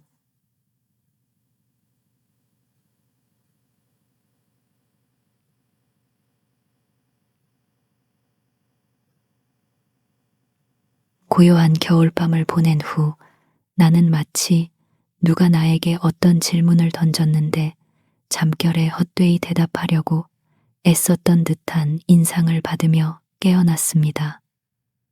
무엇을, 어떻게, 언제, 어디서라는 질문처럼 말입니다.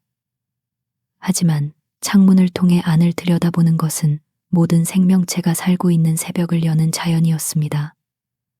고요하고 만족스러운 얼굴을 하고 있었고 그녀의 입술에는 아무런 질문도 없었습니다.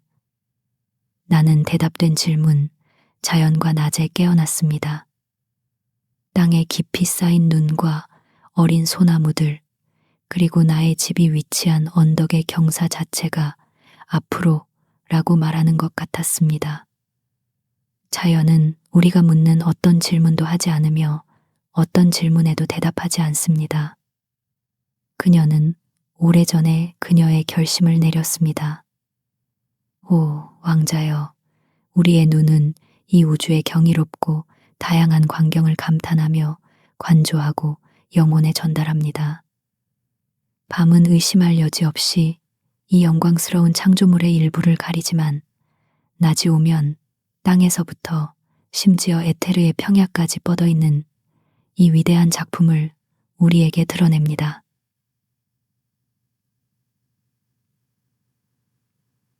그러고 나서 나의 아침 일과로 향합니다. 먼저 도끼와 양동이를 들고 물을 찾으러 갑니다. 그것이 꿈이 아니라면 말입니다. 춥고 눈 덮인 밤 후에는 그것을 찾기 위해 수맥 탐사 막대가 필요했습니다. 매년 겨울 모든 숨결에 그토록 민감하고 모든 빛과 그림자를 반영했던 연못의 액체 상태에 떨리는 표면은 1피트나 1피트 반 깊이로 단단해집니다. 그래서 가장 무거운 마차도 지탱할 수 있으며 어쩌면 눈이 같은 깊이로 그것을 덮어 어떤 평평한 들판과도 구별되지 않을 것입니다. 주변 언덕의 마멋처럼 그것은 눈꺼풀을 감고 석 달 이상 잠든 상태가 됩니다. 눈 덮인 평야 위에 서서 마치 언덕 사이의 목초지처럼 나는 먼저 1피트의 눈을 그리고 나서 1피트의 얼음을 잘라내고 내 발밑에 창문을 엽니다. 그곳에서 무릎을 꿇고 물을 마시기 위해 내려다보면 젖빛 유리 창문을 통해 들어오는 듯한 부드러운 빛이 스며드는 물고기들의 조용한 응접실 안을 들여다봅니다. 그 밝은 모래 바닥은 여름과 같습니다. 그곳에는 호박색 황혼의 하늘처럼 영원히 물결 없는 평온함이 지배하고 있으며 이는 거주민들의 차분하고 한결같은 기질에 상응합니다. 하늘은 우리의 머리 위뿐만 아니라 우리의 발밑에도 있습니다.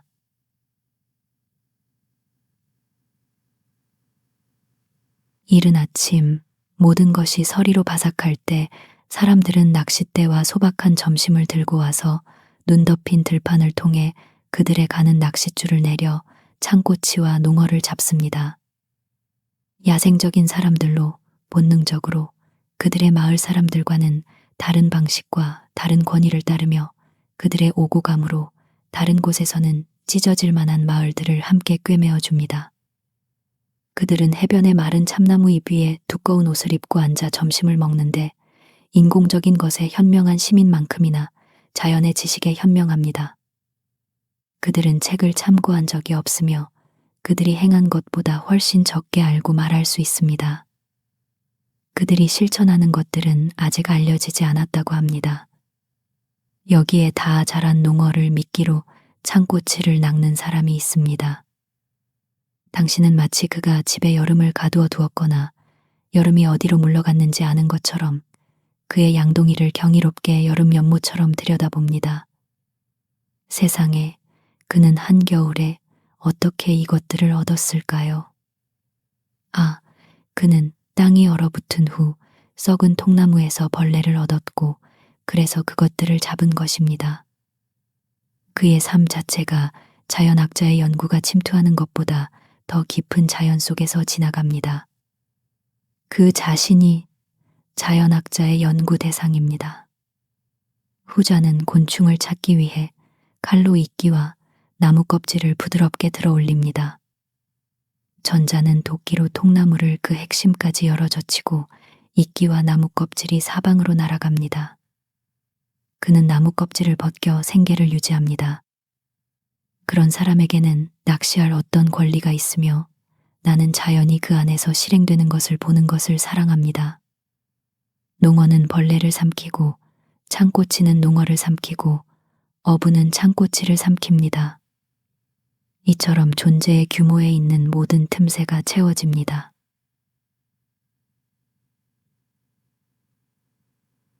내가 안개가 낀 날씨에 연못 주변을 거닐 때 나는 때때로 어떤 더 거친 어부가 채택한 원시적인 방식에 즐거워했습니다.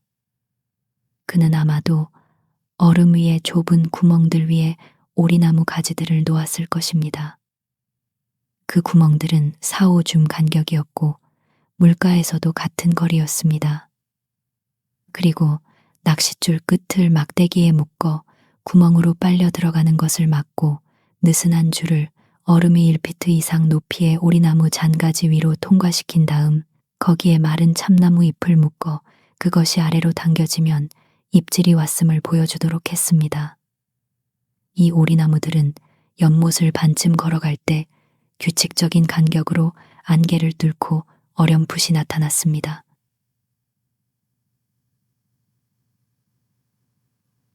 아, 월든의 창꽃이여. 나는 그들이 얼음 위에 누워 있거나 어부가 물을 끌어들이기 위해 얼음에 자른 작은 구멍인 우물 속에 있는 것을 볼 때 마치 전설 속의 물고기처럼 그들의 희귀한 아름다움에 항상 놀라게 됩니다. 그들은 거리, 심지어 숲에도 너무나 이질적이어서 우리의 콩코드 생활의 아라비아처럼 이질적입니다.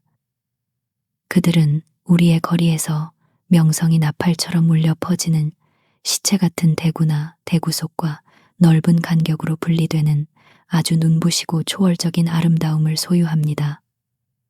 그들은 소나무처럼 녹색도 아니고 돌처럼 회색도 아니며 하늘처럼 파랗지도 않습니다. 하지만 나의 눈에는 가능하다면 마치 꽃과 보석처럼 더욱 희귀한 색깔을 가지고 있습니다. 마치 그들이 월든 물의 진주, 동물화된 핵 또는 결정인 것 같습니다. 그들은 물론 온통 그리고 속속들이 월든입니다. 그들 자체가 동물계의 작은 월든, 즉 발덴스파입니다. 그들이 여기서 잡힌다는 것은 놀라운 일입니다. 이 깊고 넓은 샘에서 월든 길을 다니는 덜컹거리는 마차와 이륜마차, 그리고 딸랑거리는 썰매들 훨씬 아래에서 이 위대한 금빛과 에메랄드빛 물고기가 헤엄치고 있다는 것은 말입니다.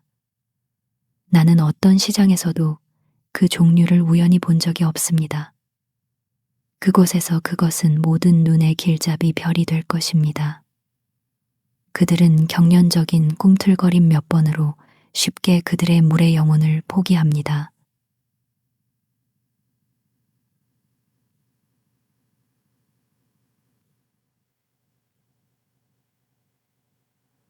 마치 그의 때보다 일찍 천상의 얇은 공기로 옮겨진 필멸의 존재처럼 말입니다.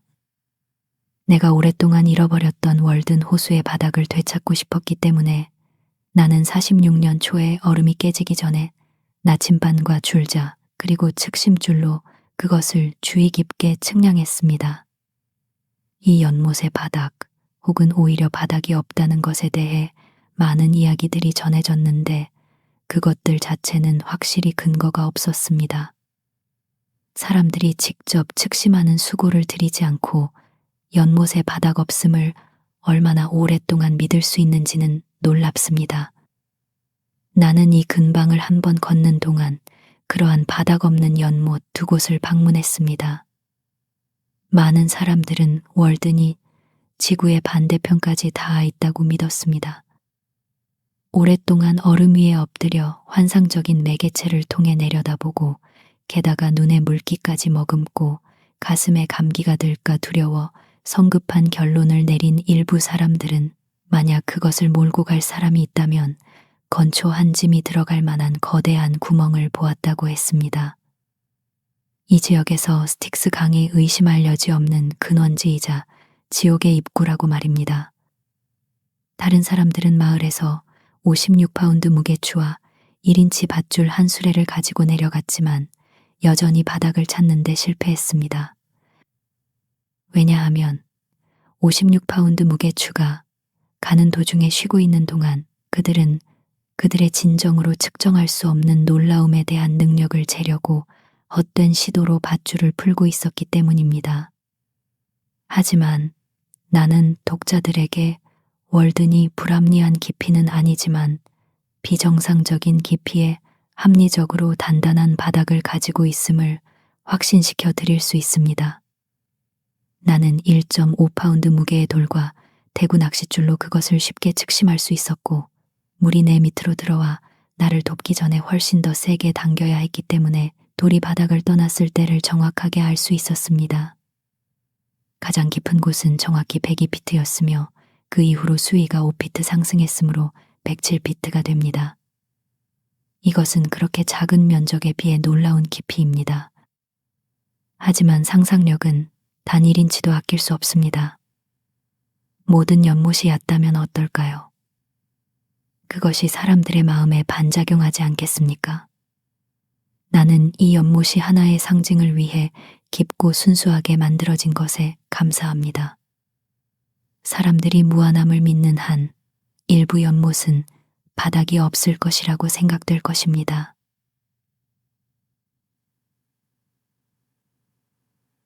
공장 주인은 내가 발견한 깊이를 듣고 댐에 대한 그의 경험으로 판단하건대 모래가 그렇게 가파른 각도로 놓여 있을 수 없으므로 사실이 아닐 것이라고 생각했습니다.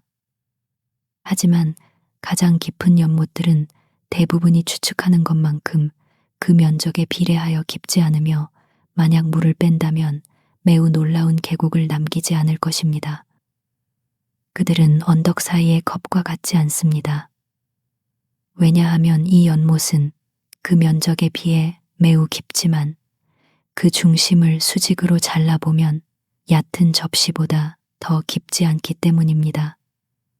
대부분의 연못은 물이 비워지면 우리가 흔히 보는 것보다 더 깊지 않은 초원을 남길 것입니다. 풍경과 관련된 모든 것에 감탄할 만하며 보통 매우 정확한 윌리엄 길피는 스코틀랜드의 로크파인 수장에 서서 그것을 깊이가 60, 70 페덤이고 폭이 4마일이며 길이가 약 50마일이고 산으로 둘러싸인 염수만이라고 묘사하며 관찰합니다. 만약 우리가 대홍수와 같은 어떤 자연의 격변 직후 물이 쏟아져 들어오기 전에 그것을 볼 수 있었다면 그것은 얼마나 끔찍한 틈으로 보였을까요?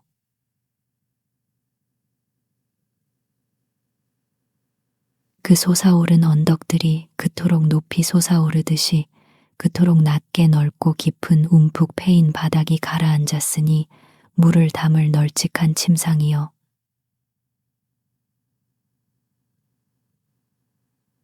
하지만 로크파인의 가장 짧은 직경을 사용하여 우리가 이미 수직 단면에서 얕은 접시처럼 보인다고 본 월든에 이 비유를 적용한다면 그것은 4배나 더 얕게 보일 것입니다. 로크파인이 물이 비워졌을 때 증가된 끔찍함에 대해서는 이 정도입니다. 의심할 여지 없이 펼쳐진 옥수수 밭을 가진 많은 미소 짓는 계곡들이 정확히 그러한 끔찍한 틈을 차지하고 있으며 그곳에서 물이 물러났지만 이 사실을 의심하지 않는 거주민들에게 납득시키기 위해서는 지질학자의 통찰력과 멀리 보는 시야가 필요합니다. 종종 호기심 많은 눈은 낮은 지평선 언덕에서 원시적인 호수의 물가를 감지할 수 있으며 그들의 역사를 숨기기 위해 평야의 후속적인 융기는 필요하지 않았습니다. 하지만 소나기 후에 웅덩이로 움푹 패인 곳을 찾는 것이 가장 쉽다는 것은 도로에서 일하는 사람들이 알고 있듯이 말입니다. 요컨대 상상력의 최소한의 허용만 한다면 그것은 자연이 가는 것보다 더 깊이 잠수하고 더 높이 솟아오릅니다. 따라서 아마도 대양의 깊이는 그 폭에 비해 매우 사소한 것으로 판명될 것입니다.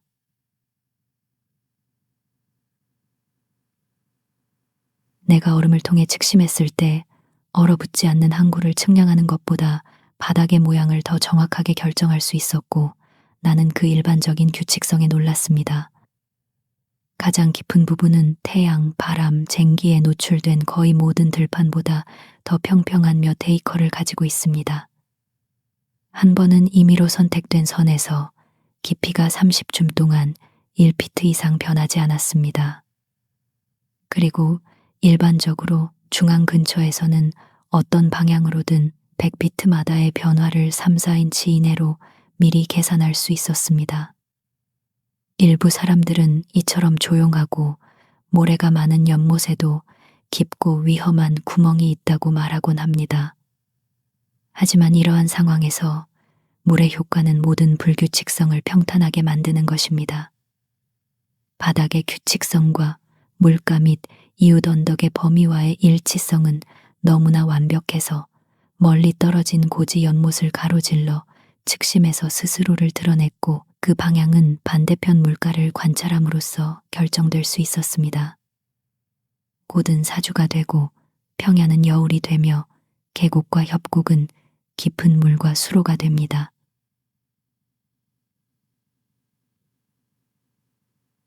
내가 연못을 1인치당 10줌의 축척으로 지도해 그리고 총 100개 이상의 측심값을 표시했을 때 나는 이 놀라운 일치를 관찰했습니다.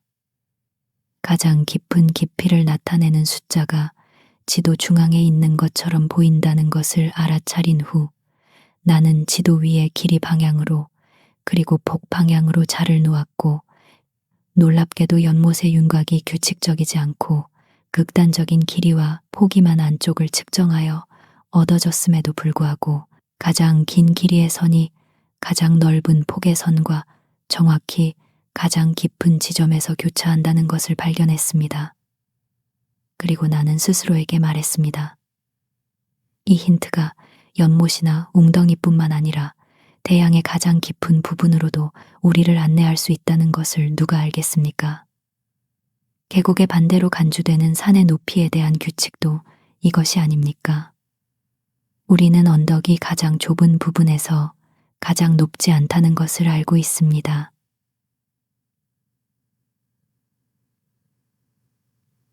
다섯 개의 만 중 3개 혹은 측심된 모든 만에는 그 입구를 가로질러 사주가 있고 안쪽에는 더 깊은 물이 있는 것으로 관찰되었습니다.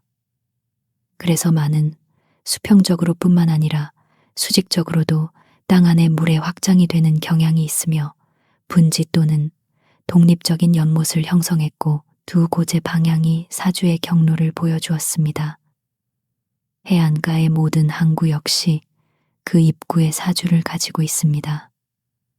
만의 입구가 그 길이에 비해 넓을수록 사주 위의 물은 분지 안의 물에 비해 더 깊었습니다. 그렇다면 만의 길이와 폭, 그리고 주변 물가의 특성을 알면 거의 모든 경우에 대한 공식을 만들어낼 만큼 충분한 요소를 갖춘 것입니다.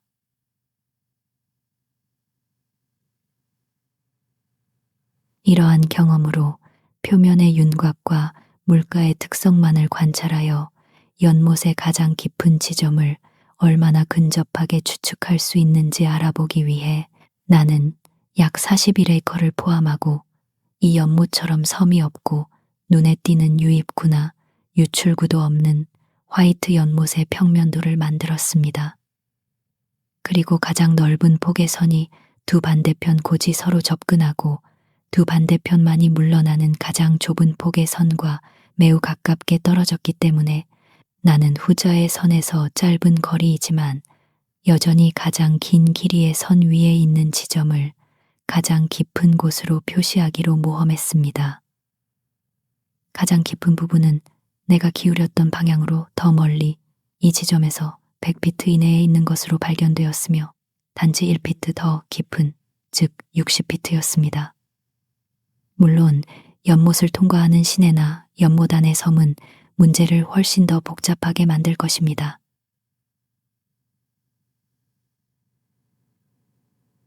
만약 우리가 자연의 모든 법칙을 알고 있다면 우리는 그 지점에서 모든 특정한 결과를 추론하기 위해 하나의 사실이나 하나의 실제 현상의 묘사만을 필요로 할 것입니다. 지금 우리는 단지 몇 가지 법칙만을 알고 있으며 우리의 결과는 물론 자연의 어떤 혼란이나 불규칙성 때문이 아니라 계산에 필요한 필수적인 요소에 대한 우리의 무지 때문에 훼손됩니다. 법칙과 조화에 대한 우리의 개념은 우리가 감지하는 그러한 사례들에 국한되는 것이 일반적입니다. 하지만 겉보기에는 상충되지만 실제로는 일치하는 훨씬 더 많은 수의 법칙들에서 비롯되는 우리가 감지하지 못한 조화는 훨씬 더 놀랍습니다. 특정한 법칙들은 우리의 관점과 같습니다. 여행자에게 산의 윤곽이 걸음마다 변하고 절대적으로는 하나의 형태이지만 무한한 수의 측면을 가지는 것처럼 말입니다. 심지어 쪼개지거나 구멍이 뚫릴 때조차도 그것은 전체적으로 이해되지 않습니다.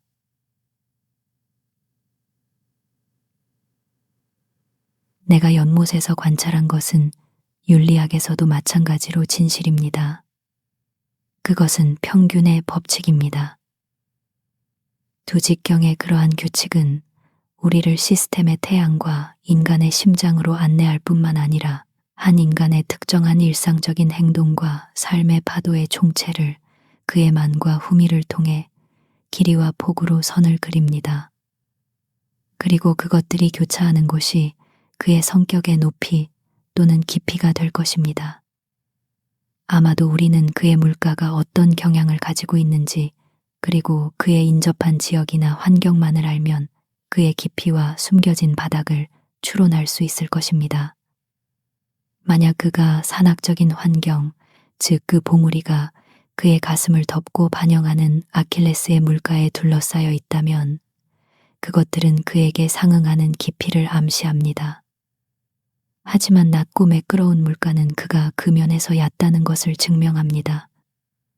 우리의 몸에서는 대담하게 돌출된 이마가 상응하는 생각의 깊이로 이어지고 그것을 나타냅니다. 또한 우리의 모든 작은 만 또는 특정한 성향의 입구를 가로지르는 사주가 있습니다. 각각은 우리가 한 계절 동안 붙잡혀 있고 부분적으로 육지에 갇히는 우리의 항구입니다.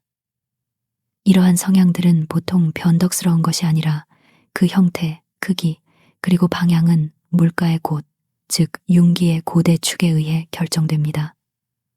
이 사주가 폭풍, 조수 또는 해류에 의해 점차 증가하거나 혹은 물이 가라앉아 표면에 도달할 때 처음에 단지 생각이 깃들인 물가의 성향에 불과했던 것이 개별적인 호수가 되어 대양에서 단절되고 그 안에서 그 생각은 자신의 조건을 확보하고 아마도 짠물에서 민물로 변하여 달콤한 바다, 죽은 바다 또는 됨이 됩니다. 이 삶에 각 개인이 출현할 때 그러한 사주가 어딘가에서 표면으로 솟아올랐다고 가정할 수는 없을까요? 사실 우리는 너무나 서툰 항해사여서 우리의 생각은 대부분 항구가 없는 해안을 오가며 시에만의 후미와만 교류하거나 공공의 입항항을 향해 조종하며 과학의 건선거로 들어가는데 그곳에서 그들은 단지 이 세상을 위해 수리할 뿐이며 어떤 자연적인 해류도 그들을 개별화하는 데 기여하지 않습니다.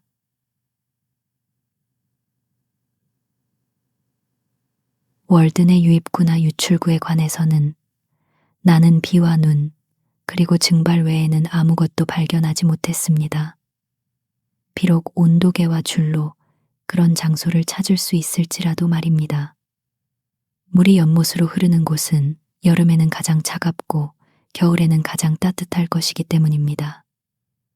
46년에서 47년 겨울에 얼음 장수들이 여기서 일하고 있을 때 해변으로 보내진 얼음 조각들이 그곳에 쌓는 사람들에 의해 두께가 충분하지 않다는 이유로 거부된 적이 있습니다. 다른 조각들과 나란히 놓일 만큼 말입니다. 그래서 절단하는 사람들은 작은 공간 위에 얼음이 다른 곳보다 2, 3인치 더 얇다는 것을 발견했고 그곳에 유입구가 있다고 생각했습니다. 그들은 또한 다른 곳에서 나에게 침출 구멍이라고 생각하는 것을 보여주었습니다. 그것을 통해 연못이 언덕 아래로 이웃 초원으로 새어나가고 있다고 말하며 나를 얼음 조각 위에 밀어내 그것을 보게 했습니다. 그것은 10피트 아래의 작은 공동이었습니다. 하지만 나는 그들이 그보다 더 심한 누출을 발견할 때까지는 연못이 납땜이 필요 없다고 보증할 수 있다고 생각합니다. 누군가는 그러한 침출 구멍이 발견된다면 그것이 초원과 연결되어 있는지 여부는 색깔 있는 가루나 톱밥을 구멍 입구로 운반하고 그런 다음 초원의 샘 위에 여과기를 놓아 해류에 의해 운반되는 입자들을 걸러냄으로써 증명될 수 있다고 제안했습니다.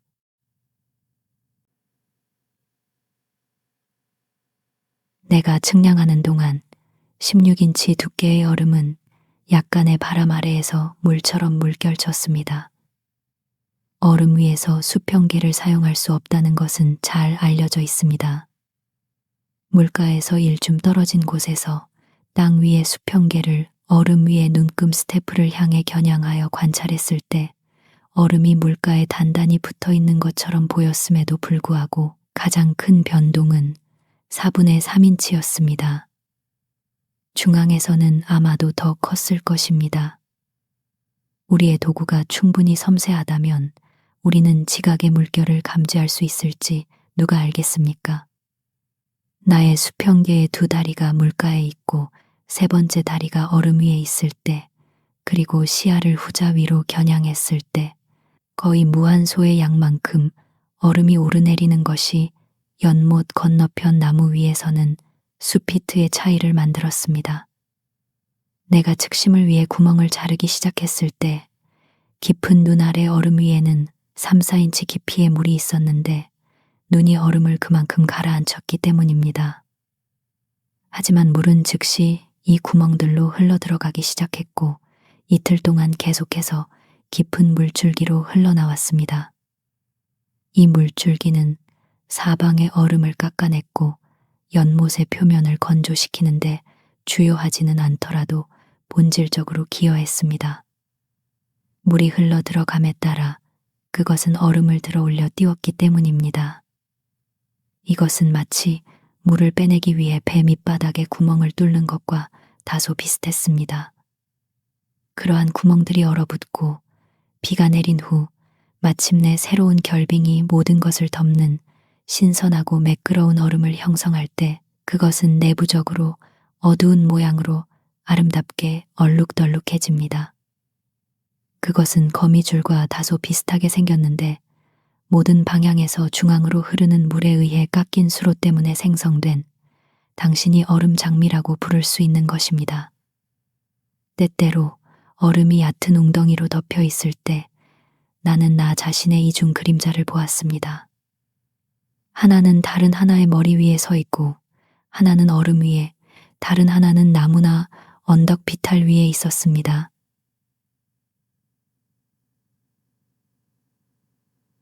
아직 추운 1월이고 눈과 얼음이 두껍고 단단할 때 신중한 집주인은 마을에서 여름 음료를 시킬 얼음을 얻으러 옵니다. 1월에 7월의 더위와 갈증을 예견하는 것은 인상적이며 심지어 애처로울 정도로 현명합니다. 제공되지 않은 것이 너무 많은데 말입니다. 그는 이 세상에서 그의 다음 세상에 여름 음료를 시킬 보물을 쌓아놓지 않을 수도 있습니다. 그는 단단한 연못을 자르고 톱질하여 물고기들의 집의 지붕을 벗겨내고 그들의 바로 그 원소와 공기를 마치 묶인 장작처럼 사슬과 말뚝에 단단히 묶어 호의적인 겨울 공기를 통해 겨울 창고로 실어 나릅니다. 그곳에서 여름을 견디게 하기 위해서입니다. 멀리서 거리를 통해 끌려갈 때 그것은 고체화된 푸른색처럼 보입니다. 이 얼음 절단공들은 쾌활한 종족으로 농담과 유희로 가득 차 있으며 내가 그들 사이에 갔을 때 그들은 나에게 구덩이 방식으로 함께 톱질하자고 권유하곤 했습니다. 나는 아래쪽에 서서 말입니다.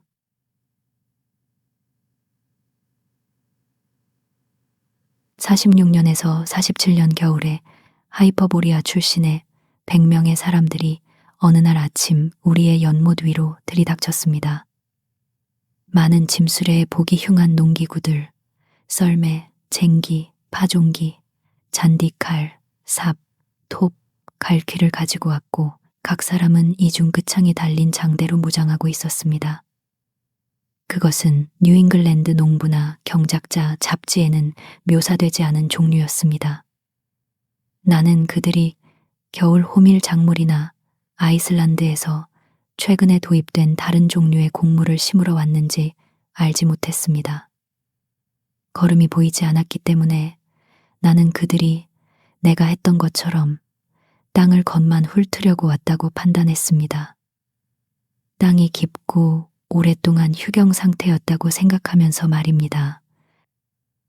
그들은 배후에 있는 한 신사 농부가 자신의 돈을 2배로 늘리기를 원한다고 말했습니다.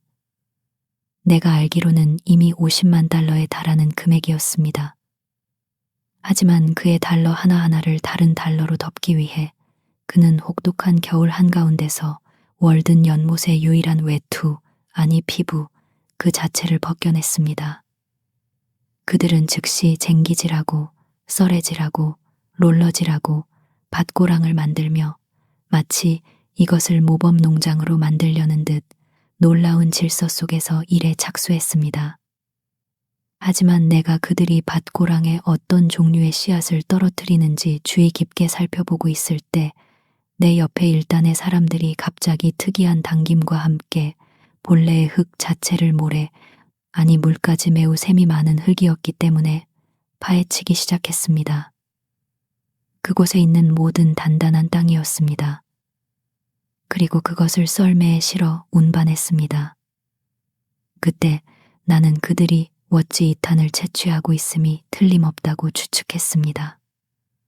이처럼 그들은 매일 기관차에서 나오는 특이한 비명소리와 함께 나에게는 마치 극지방에서 오는 것처럼 느껴지는 어떤 지점에서부터 오고 갔습니다.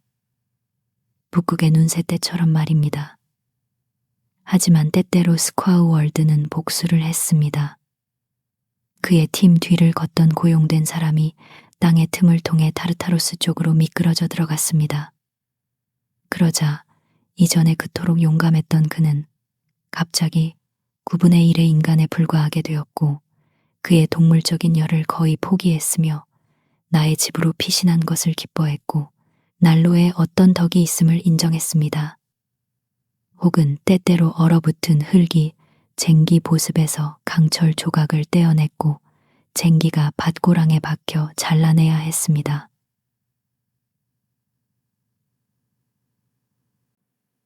문자 그대로 말하자면 100명의 아일랜드인들이 양키 감독관들과 함께 매일 캠브리지에서 얼음을 꺼내러 왔습니다.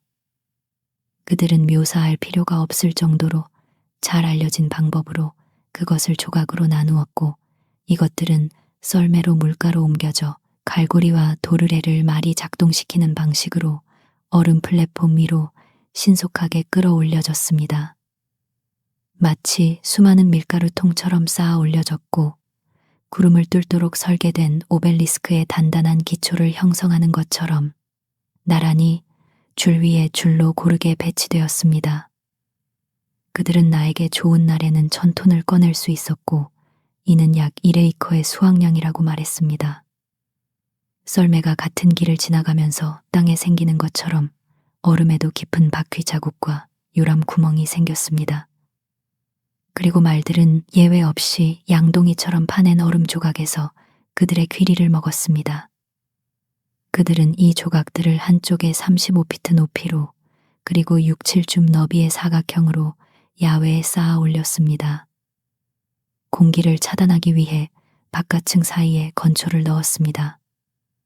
왜냐하면 아무리 차가운 바람이라도 통로를 찾으면 그것이 큰 공동을 만들고 여기저기 약간의 지지대만 남기며 마침내 무너뜨릴 것이기 때문입니다.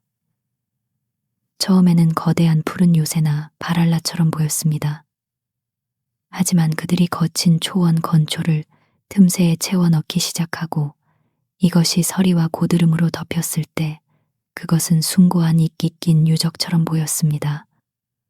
푸른빛이 도는 대리석으로 지어졌으며 달력에서 우리가 보는 그 노인, 겨울의 거처 같았습니다.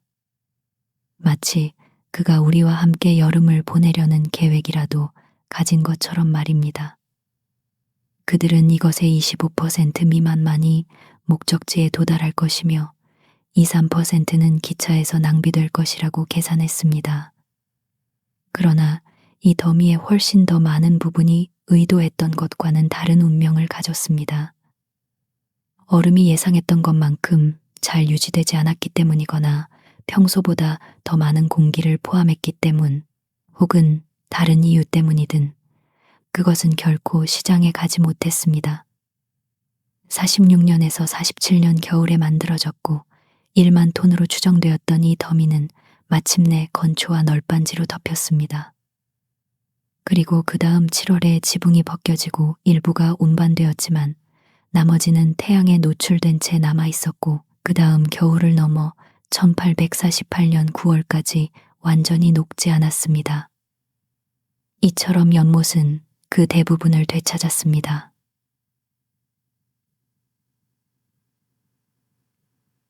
물처럼 월든의 얼음도 가까이서 보면 녹색 빛깔을 띠지만 멀리서는 아름답게 파랗습니다. 그리고 4분의 1마일 떨어진 강물의 흰 얼음이나 일부 연못의 단순히 푸르스름한 얼음과 쉽게 구별할 수 있습니다. 때때로 이 거대한 조각 중 하나가 얼음 장수의 썰매에서 미끄러져 마을거리로 떨어져 거대한 에메랄드처럼 일주일 동안 그곳에 누워 있으며 모든 통행인들의 관심 대상이 됩니다. 나는 물 상태에서 녹색이었던 월든의 일부가 얼었을 때 같은 관점에서 파란색으로 보인다는 것을 알아차렸습니다. 그래서 이 연못 주변의 웅덩이들은 겨울에는 때때로 그 자체와 다소 비슷한 푸르스름한 물로 채워지지만 다음 날에는 파랗게 얼어붙을 것입니다. 아마도 물과 얼음의 푸른색은 그것들이 포함하고 있는 빛과 공기 때문일 것이며 가장 투명한 것이 가장 파란색일 것입니다. 얼음은 숙고할 만한 흥미로운 주제입니다. 그들은 나에게 프레시 연못의 얼음 창고에 5년 된 얼음이 있었는데 여전히 처음처럼 좋았다고 말했습니다. 왜 물 한 양동이는 곧 썩지만 얼어붙은 물은 영원히 달콤함을 유지합니까? 이것은 일반적으로 감정과 지성의 차이라고 합니다.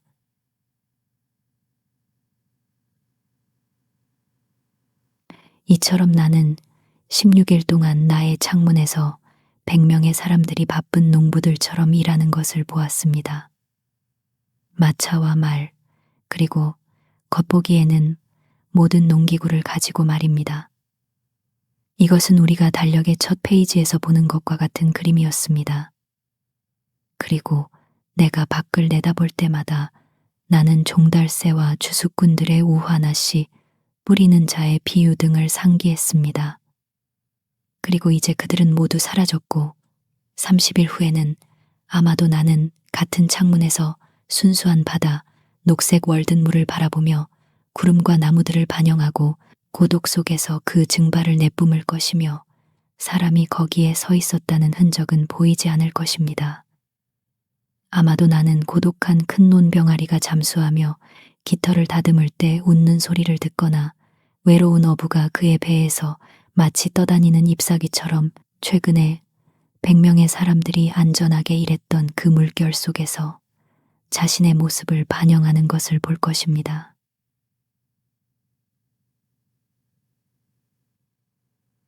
이처럼 찰스턴과 뉴올리언스, 마드라스와 봄베이, 그리고 콜카타에 땀 흘리는 주민들이 나의 우물에서 마십니다. 아침에 나는 신의 해들이 경과한 후에 작곡되었고 그것과 비교할 때 우리의 현대 세계와 그 문학이 보잘것없고 사소하게 보이는 바가바드 기타의 경이롭고 우주적인 철학 속에서 나의 지성을 목욕시킵니다. 그리고 나는 그 철학이 이전의 존재 상태와 관련되어야 하는 것이 아닌지 의심합니다.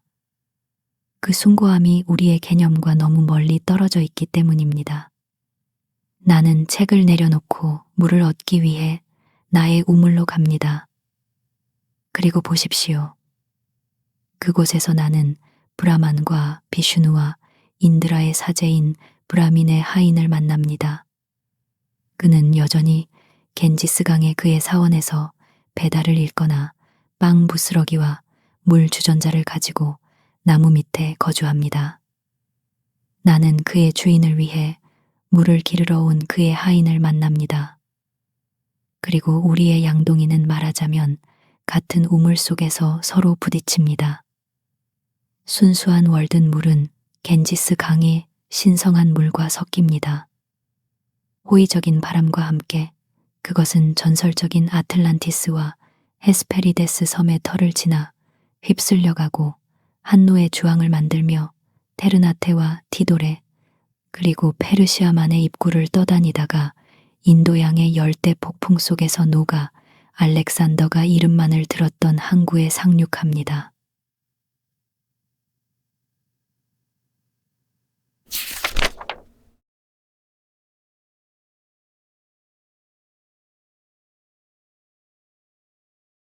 봄.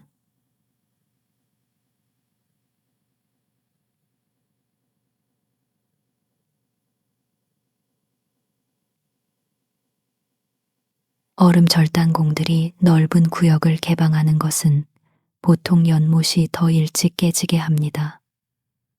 차가운 날씨에도 바람에 휘저어진 물이 주변의 얼음을 마모시키기 때문입니다. 하지만 그해 월든 호수에서는 그런 효과가 없었습니다. 왜냐하면 그것은 곧바로 낡은 옷을 대신할 두꺼운 새 옷을 얻었기 때문입니다. 이 연못은 더 깊은 수심과 얼음을 녹이거나 마모시키는 물이 통과하지 않는다는 점 때문에 이 근방의 다른 연못들보다 그렇게 일찍 깨지지 않습니다. 나는 연못들에게 그토록 심한 시련을 주었던 52년에서 53년의 겨울을 제외하고는 그것이 겨울 중에 열리는 것을 알지 못했습니다. 그것은 보통 4월 1일경에 열리는데 플린트 호수와 페어헤이븐보다 일주일에서 열흘 늦습니다. 얼기 시작했던 북쪽 면과 얕은 부분부터 녹기 시작합니다. 일시적인 온도 변화의 영향을 가장 적게 받기 때문에 이 근방의 어떤 물보다 계절의 절대적인 진행을 더 잘 보여줍니다. 3월의 며칠간의 심한 추위는 이전 연못들의 개방을 매우 지연시킬 수 있지만 월든의 온도는 거의 끊임없이 증가합니다. 1847년 3월 6일에 월든 중앙에 꽂은 온도계는 0도씨 빙전을 나타냈습니다. 물가 근처에서는 0.6도씨였습니다. 같은 날 플린트 호수 중앙은 0.3도씨였으며 물가에서 10여 줌 떨어진 얕은 물속 1피트 두께의 얼음 아래에서는 2.2둑씨였습니다. 후자 연못의 깊은 물과 얕은 물 사이에 이 3.5도의 온도 차이와 그 연못의 대부분이 비교적 얕다는 사실은 왜 그것이 월든보다 훨씬 더 빨리 깨져야 하는지를 보여줍니다. 이 시기에 가장 얕은 부분의 얼음은 중앙보다 몇 인치 더 얇았습니다. 한겨울에는 중앙이 가장 따뜻했고 얼음이 가장 얇았습니다. 마찬가지로 여름에 연못 물가를 걸어다녔던 모든 사람들은 3, 4인치 깊이의 물가 가까이가 조금 떨어진 곳보다 그리고 깊은 곳의 표면이 바닥 근처보다 훨씬 더 따뜻하다는 것을 감지했을 것입니다. 봄에는 태양이 증가된 공기와 땅의 온도를 통해 영향을 미칠 뿐만 아니라 그 열이 1피트 이상의 두꺼운 얼음을 통과하여 얕은 물의 바닥에서 반사됩니다. 그래서 물을 데우고 얼음의 아래쪽을 녹이는 동시에 위쪽에서 더 직접적으로 녹여 얼음 표면을 울퉁불퉁하게 만듭니다. 그리고 그 안에 포함된 공기방울들이 위아래로 확장되어 얼음이 완전히 벌집 모양이 되게 하고 마침내 한 번의 봄비 속에 갑자기 사라지게 합니다. 나무처럼 얼음도 결을 가지고 있으며 얼음 조각이 썩거나 콤처럼, 즉 벌집 모양으로 보이기 시작할 때 그 위치가 어디든 상관없이 공기방울들은 물 표면이었던 곳과 직각을 이룹니다. 표면 가까이에 바위나 통나무가 솟아있는 곳은 그 위에 얼음이 훨씬 더 얇고 이 반사열에 의해 자주 완전히 녹아버립니다. 그리고 나는 캠브리지에서 얕은 나무 연못에 물을 얼리는 실험을 했을 때 찬 공기가 아래로 순환하여 양쪽에 접근할 수 있었음에도 불구하고 바닥에서 반사된 태양열이 이러한 이점을 상쇄하고도 남았다는 말을 들었습니다. 한겨울에 따뜻한 비가 월든에서 눈얼음을 녹여내고 중앙에 단단하고 어둡거나 투명한 얼음을 남길 때 물가 주변에는 썩었지만 더 두꺼운 흰 얼음띠가 1줌 이상 넓이로 생길 것입니다. 이는 이 반사열에 의해 생성된 것입니다. 또한 내가 말했듯이 얼음 안의 거품들 자체가 돋보기처럼 작용하여 아래쪽 얼음을 녹입니다.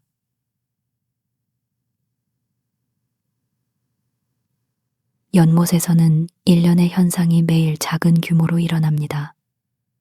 일반적으로 말해서 매일 아침 얕은 물이 깊은 물보다 더 빠르게 데워지지만 결국 깊은 물만큼 따뜻해지지는 않을 수 있습니다. 그리고 매일 저녁에는 아침이 될 때까지 더 빠르게 식혀집니다. 하루는 일련의 축소판입니다. 밤은 겨울이고 아침과 저녁은 봄과 가을이며 정오는 여름입니다. 얼음이 갈라지고 굉음을 내는 소리는 온도 변화를 나타냅니다. 추운 밤이 지난 후에 쾌적한 아침, 1850년 2월 24일에 플린트 호수에 하루를 보내러 갔을 때 나는 도끼머리로 얼음을 쳤을 때 몇 줌 주변까지 징처럼 울려 퍼지는 소리에 놀랐습니다.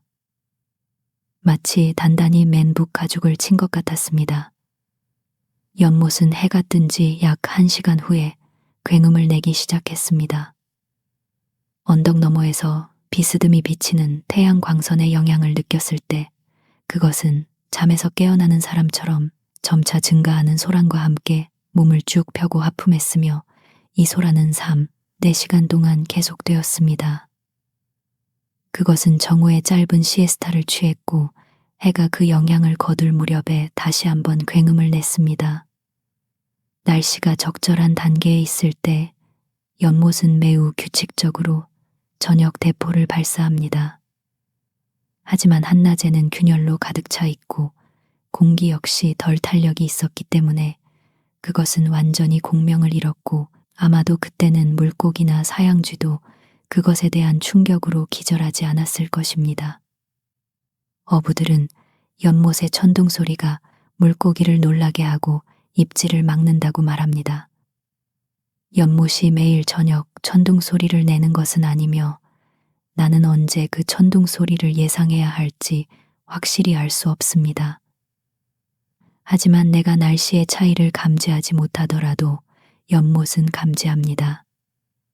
그토록 크고 차갑고 피부가 두꺼운 것이 그렇게 민감하다는 것을 누가 짐작했겠습니까? 그러나 그것은 봄의 새싹이 돋아나듯이 마땅히 그래야 할 때 천둥 같은 복종을 하는 그 자신의 법칙을 가지고 있습니다. 땅은 모두 살아있고 돌기로 덮여 있습니다. 가장 큰 연못도 그 관의 수은 방울처럼 대기 변화에 민감합니다.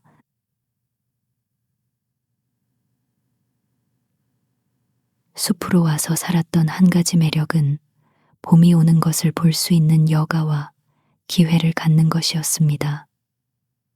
마침내 연못의 얼음은 벌집 모양이 되기 시작하고 내가 걸을 때 내 발 뒤꿈치를 그 안에 박을 수 있습니다. 안개와 비, 그리고 더 따뜻한 태양이 점차 눈을 녹이고 있습니다. 낮이 눈에 띄게 길어졌고 나는 큰 불이 더 이상 필요하지 않으므로 장작 더미를 추가하지 않고도 겨울을 어떻게 보낼지 알 수 있습니다. 나는 봄의 첫 징후를 알아차리기 위해 경계하고 있습니다. 도착하는 새의 우연한 소리나 이제 거의 다 떨어졌을 그의 먹이를 찾는 줄무늬 다람쥐의 찍찍거리는 소리를 듣거나 마멋이 겨울 숙소에서 감이 나오는 것을 보기 위해서입니다. 3월 13일, 나는 파랑새, 참새, 그리고 붉은 날개 까마귀를 들은 후에도 얼음은 여전히 거의 1피트 두께였습니다. 날씨가 더 따뜻해짐에 따라 물에 의해 눈에 띄게 닳아 없어지거나 강처럼 부서져 떠내려가지 않았습니다. 그러나 물가 주변 너비 반줌은 완전히 녹았지만 중앙은 단지 벌집 모양으로 물에 흠뻑 젖어 6인치 두께일 때도 발이 빠질 수 있었습니다.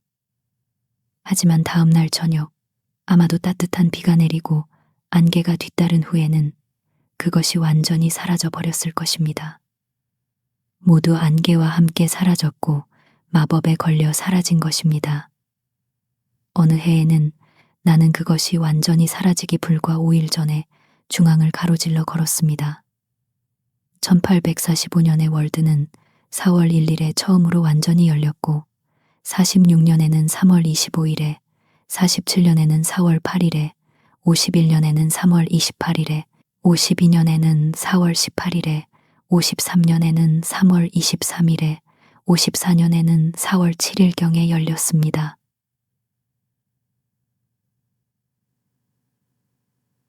강과 연못이 깨지고 날씨가 안정되는 것과 관련된 모든 사건은 이처럼 극심한 기후에 사는 우리에게는 특히 흥미롭습니다.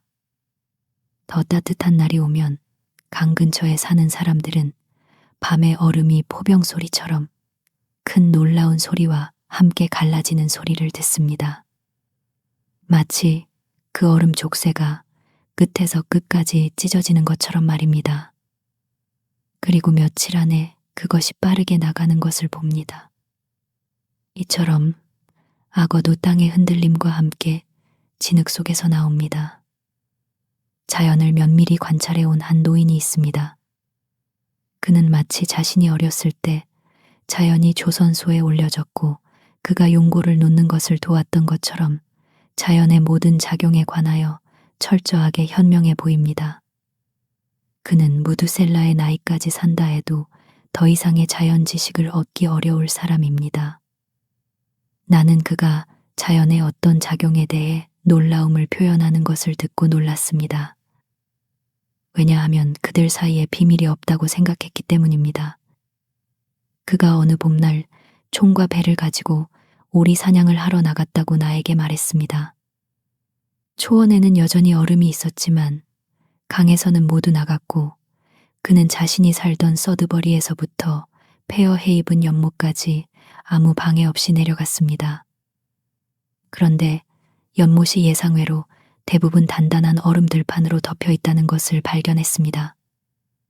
따뜻한 날이었고 그는 그렇게 큰 얼음 덩어리가 남아있는 것에 놀랐습니다. 우리가 보이지 않자 그는 연못의 섬 북쪽 또는 뒷면에 배를 숨기고 남쪽의 덤불 속에 몸을 숨겨 그들을 기다렸습니다.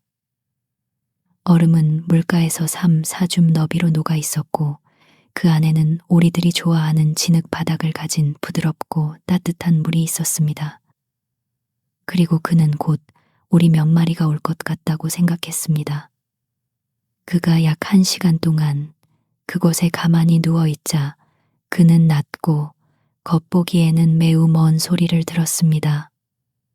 하지만 유난히 웅장하고 인상적이었으며 그가 이전에 들어본 어떤 것과도 달랐습니다.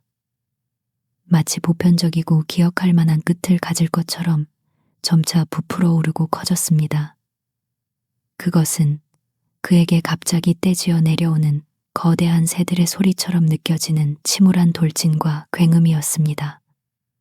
그는 총을 움켜쥐고 황급히 흥분하며 일어섰습니다.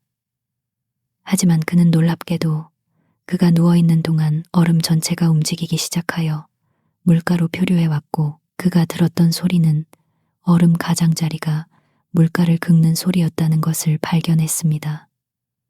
처음에는 부드럽게 갉아먹고 부서지더니 마침내 얼음이 솟아오르고 그 잔해를 섬을 따라 상당한 높이로 흩뿌린 후에야 멈췄습니다.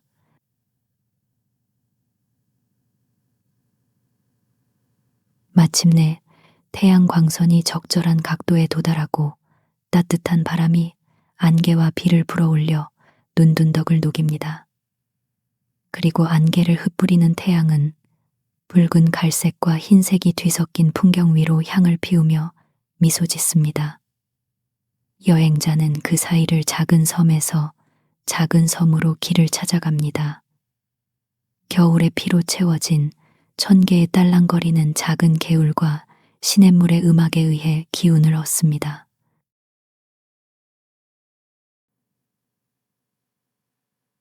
녹는 모래와 진흙이 철도의 깊은 절개면을 따라 흘러내리면서 취하는 형태를 관찰하는 것보다 나에게 더 큰 즐거움을 준 현상은 거의 없었습니다.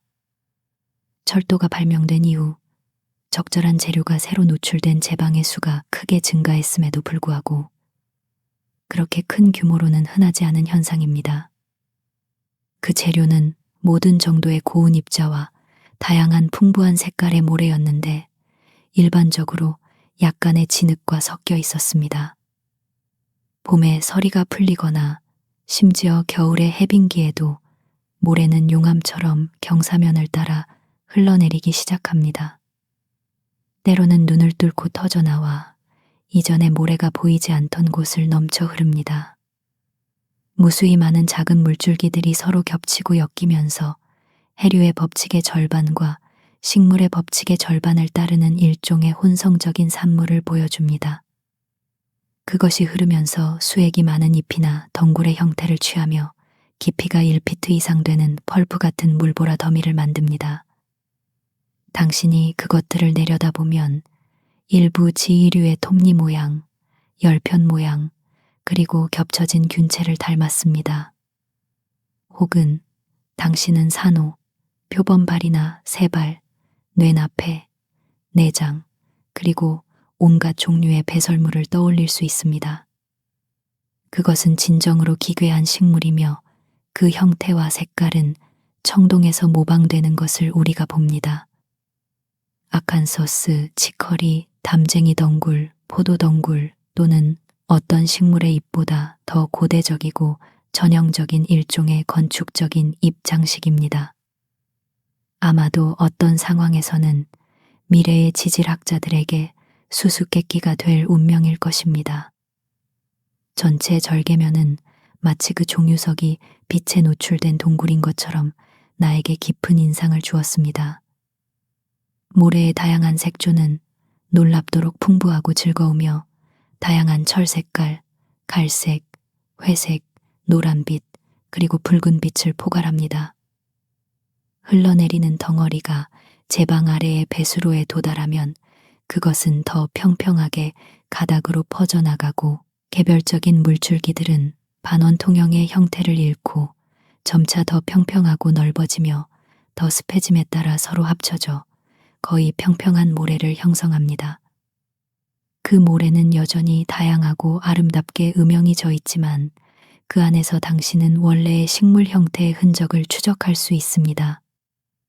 마침내 물 자체에서 그것들은 강 어귀에서 형성되는 것과 같은 두구로 변하고 식물 형태는 바닥의 잔물결 자국 속에서 사라집니다.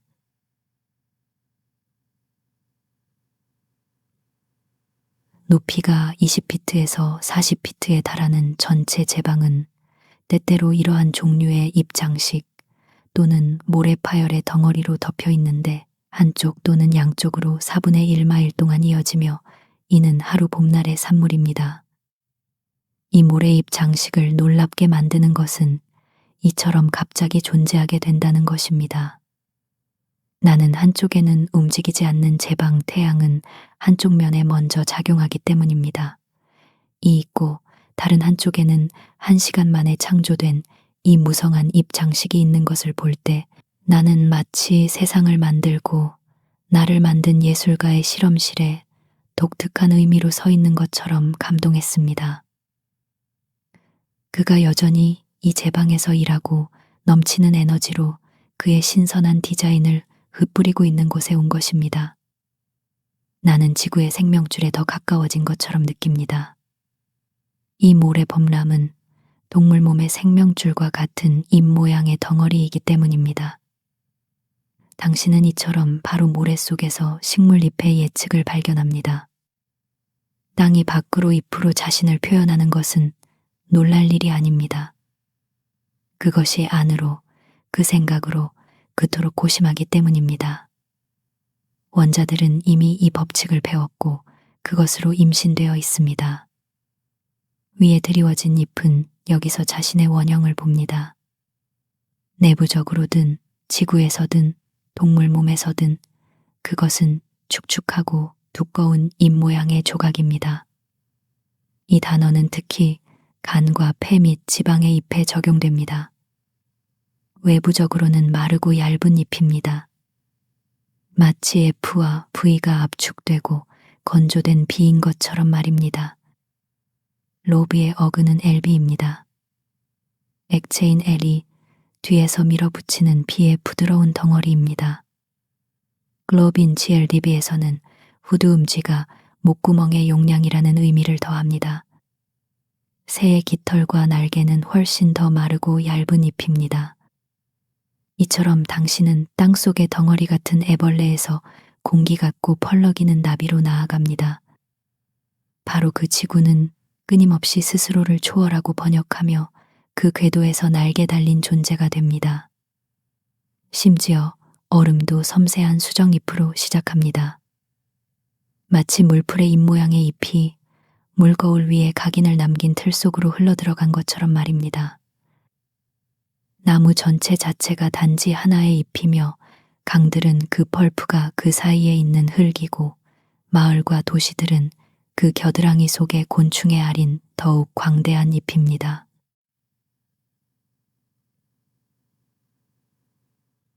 태양이 물러나면 모래는 흐르는 것을 멈춥니다.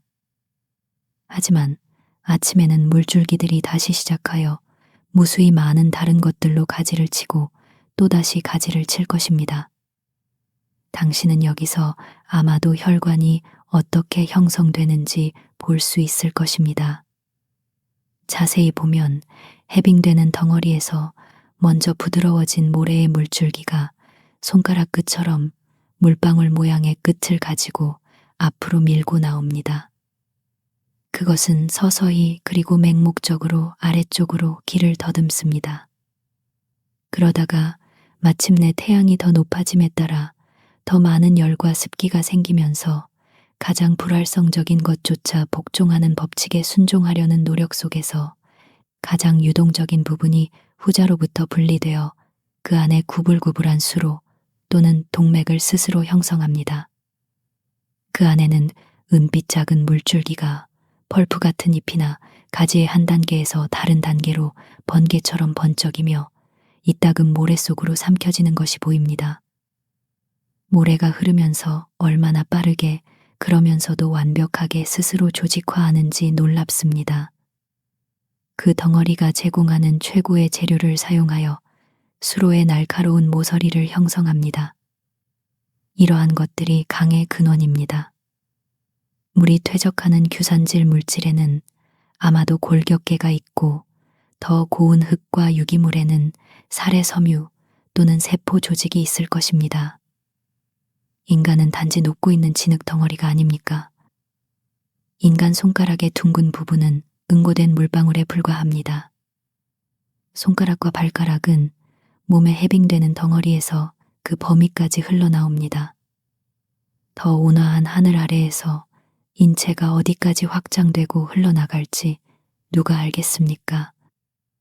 손은 그 조각과 혈관을 가진 펼쳐진 야자수 잎이 아닙니까? 귀는 공상적으로 머리 측면에 있는 지류, 배꼽 모양 지위로 간주될 수 있으며 그 조각 또는 물방울을 가지고 있습니다. 입술은 레임, 미끄러지거나 이탈하는 것에서 유래, 동굴 같은 입의 측면에서 흘러내리거나 이탈합니다. 코는 명백한 응고된 물방울 또는 종유석입니다. 턱은 얼굴에 합류하는 물방울인 훨씬 더 큰 물방울입니다. 뺨은 눈썹에서부터 얼굴의 계곡으로 흘러내리는 경사면이며 광대뼈에 의해 대립되고 퍼집니다. 식물 잎의 각 둥근 조각 역시 더 크거나 작은 두껍고 이제 꾸물거리는 물방울입니다. 조각들은 잎의 손가락입니다. 그리고 그것이 가진 조각만큼이나 많은 방향으로 흐르려는 경향이 있으며 더 많은 열이나 다른 온화한 영향은 그것을 더 멀리 흐르게 했을 것입니다.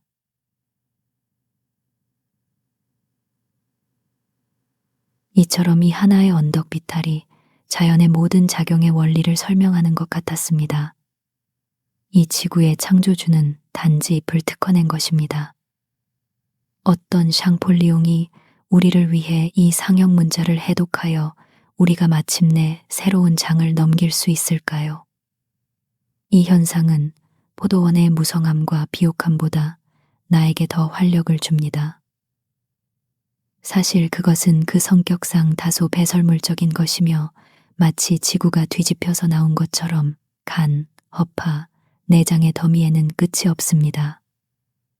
하지만 이것은 적어도 자연이 어떤 내장을 가지고 있음을 암시하며 거기에도 다시 인류의 어머니가 있습니다. 이것이 땅에서 서리가 풀리는 것입니다. 이것이 봄입니다.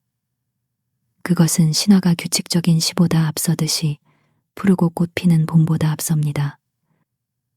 나는 겨울의 악취와 소화 불량을 정화하는데 이보다 더 좋은 것이 없음을 압니다. 그것은 지구가 여전히 강보에 쌓여 있고 사방으로 아기 손가락을 뻗고 있음을 나에게 확신시킵니다. 가장 대머리인 이마에서도 신선한 곱슬머리가 솟아납니다. 무기물은 없습니다. 이 잎 모양의 더미들은 마치 용광로의 찌꺼기처럼 제방을 따라 놓여 있으며 자연이 내부에서 최고의 상태에 있음을 보여줍니다. 땅은 주로 지질학자와 고물학자들이 연구하는 책의 잎처럼 층층이 쌓인 죽은 역사의 단순한 파편이 아니라 꽃과 열매보다 앞서는 나무의 잎처럼 살아있는 시입니다. 화석화된 땅이 아니라 살아있는 땅입니다. 그 위대한 중심 생명과 비교할 때 모든 동물 및 식물 생명은 단지 기생적일 뿐입니다. 그것의 고통은 우리의 허물을 무덤에서 들어올릴 것입니다. 당신은 당신의 금속을 녹여 당신이 할 수 있는 가장 아름다운 틀에 부을 수 있습니다. 그것들은 이 녹아내리는 흙이 흘러나오는 형태처럼 나를 결코 흥분시키지 않을 것입니다. 그리고 흙뿐만 아니라 그 위의 제도들 역시 도예가의 손에 있는 진흙처럼 가단성이 있습니다.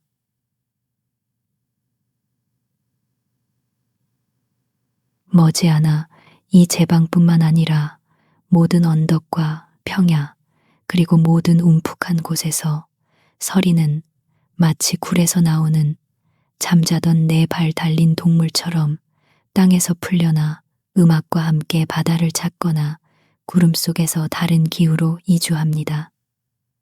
그의 부드러운 설득을 가진 해빙은 그의 망치를 가진 토르보다 더 강력합니다. 전자는 녹이고 후자는 단지 산산조각 낼 뿐입니다.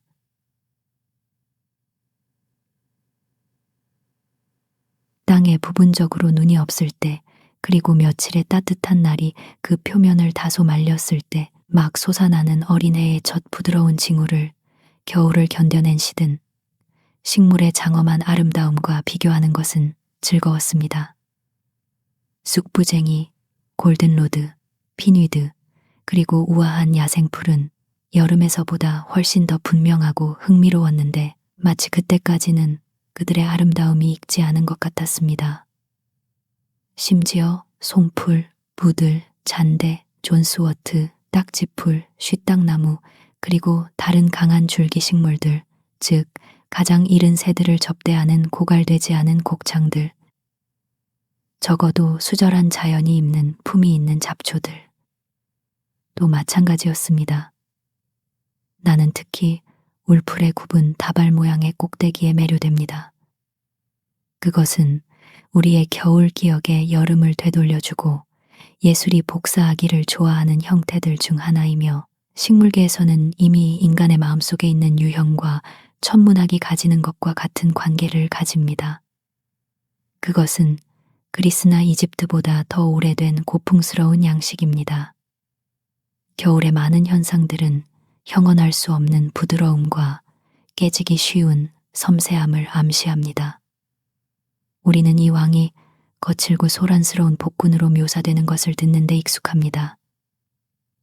하지만 연인의 온화함으로 그는 여름의 머리칼을 장식합니다.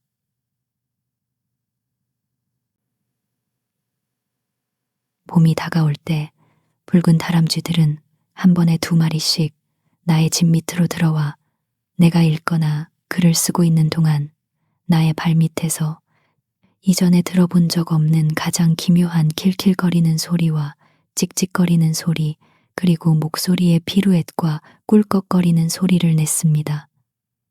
그리고 내가 발을 구르면 그들은 미친 장난 속에서 모든 두려움과 존중을 넘어선 것처럼 인간이 그들을 멈추게 하는 것을 무시하며 더 크게 찍찍거릴 뿐이었습니다. 안 돼. 치카리. 치카리.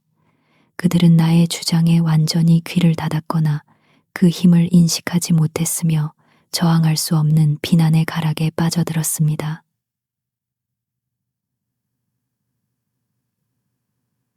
봄의 첫 참새. 그 해가 그 어느 때보다 더 젊은 희망으로 시작됩니다. 파랑새, 참새, 그리고 붉은 날개 까마귀로부터 부분적으로 드러나고 축축한 들판 위로 들려오는 희미한 은빛 지저김은 마치 겨울의 마지막 조각들이 떨어지면서 딸랑거리는 소리 같습니다. 그런 때에 역사, 연대기, 전통, 그리고 모든 기록된 계시는 무엇입니까? 시냇물들은 봄을 향해 캐럴과 즐거운 노래를 부릅니다. 습지 독수리는 초원 위를 낮게 날아다니며 이미 깨어나는 첫 번째 끈적한 생명체를 찾고 있습니다. 녹는 눈에 가라앉는 소리가 모든 작은 골짜기에서 들리고 연못에서는 얼음이 빠르게 녹습니다. 언덕 비탈에서는 풀이 봄의 불처럼 타오릅니다. E.T. Primitus Orator, Herbiae Ambribus Primoribus, Evocata. 그리고 푸른 첫 비에 의해 처음으로 돋아난다. 마치 땅이 돌아오는 태양을 맞이하기 위해 내부의 열을 내보내는 것처럼 말입니다. 그 불꽃의 색깔은 노란색이 아니라 녹색입니다. 영원한 젊음의 상징인 풀잎은 길고 푸른 리본처럼 잔디에서 여름 속으로 흘러나오며 서리에 의해 잠시 저지되지만 곧 다시 밀고 나아가 아래의 신선한 생명과 함께 작년 건초의 창을 들어 올립니다. 그것은 시냇물이 땅에서 스며 나오는 것처럼 꾸준히 자랍니다. 그것은 시냇물과 거의 동일합니다. 왜냐하면 시냇물이 마르는 6월에 성장하는 날들에는 풀잎들이 그 수로가 되기 때문입니다. 그리고 해마다 가축되는 이 영원한 푸른 시냇물에서 마시고 불 깎는 사람은 제때에 그들의 겨울 공급을 거기서 끌어냅니다. 이처럼 우리의 인간 삶도 그 뿌리까지 죽어내려가고 여전히 영원을 향해 그 푸른 잎을 내밉니다.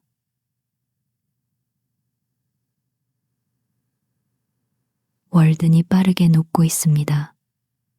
북쪽과 서쪽 면을 따라 이줌 너비의 수로가 생겼고 동쪽 끝에서는 더 넓습니다. 거대한 얼음들판이 본체에서 떨어져 나갔습니다. 나는 물가의 덤불에서 참새가 노래하는 것을 듣습니다. 올릿 올릿 올릿 칩 칩 칩 채차르의 위스 위스 위스 그 역시 얼음을 깨는 것을 돕고 있습니다. 얼음 가장자리에 거대한 물결 모양의 곡선이 물가의 곡선과 다소 일치하지만 더 규칙적인 것이 얼마나 멋집니까? 최근에 심했지만 일시적인 추위 덕분에 그것은 유난히 단단하며 궁전 바닥처럼 온통 물이 묻어 있거나 물결 모양입니다. 하지만 바람은 그 불투명한 표면 위를 헛되이 동쪽으로 미끄러져 가다가 저 너머의 살아있는 표면에 도달합니다. 이 물줄기의 리본이 태양 속에서 반짝이는 것을 보는 것은 영광스럽습니다. 연못의 맨 얼굴이 기쁨과 젊음으로 가득 차서 마치 그 안의 물고기들과 물가의 모래의 기쁨을 말하는 것 같습니다. 잉어의 비늘에서 나오는 듯한 은빛 광택으로 마치 하나의 활동적인 물고기 같습니다. 이것이 겨울과 봄의 대비입니다. 월드는 죽었다가 다시 살아났습니다. 하지만 이 봄에는 내가 말했듯이 더 꾸준하게 깨졌습니다.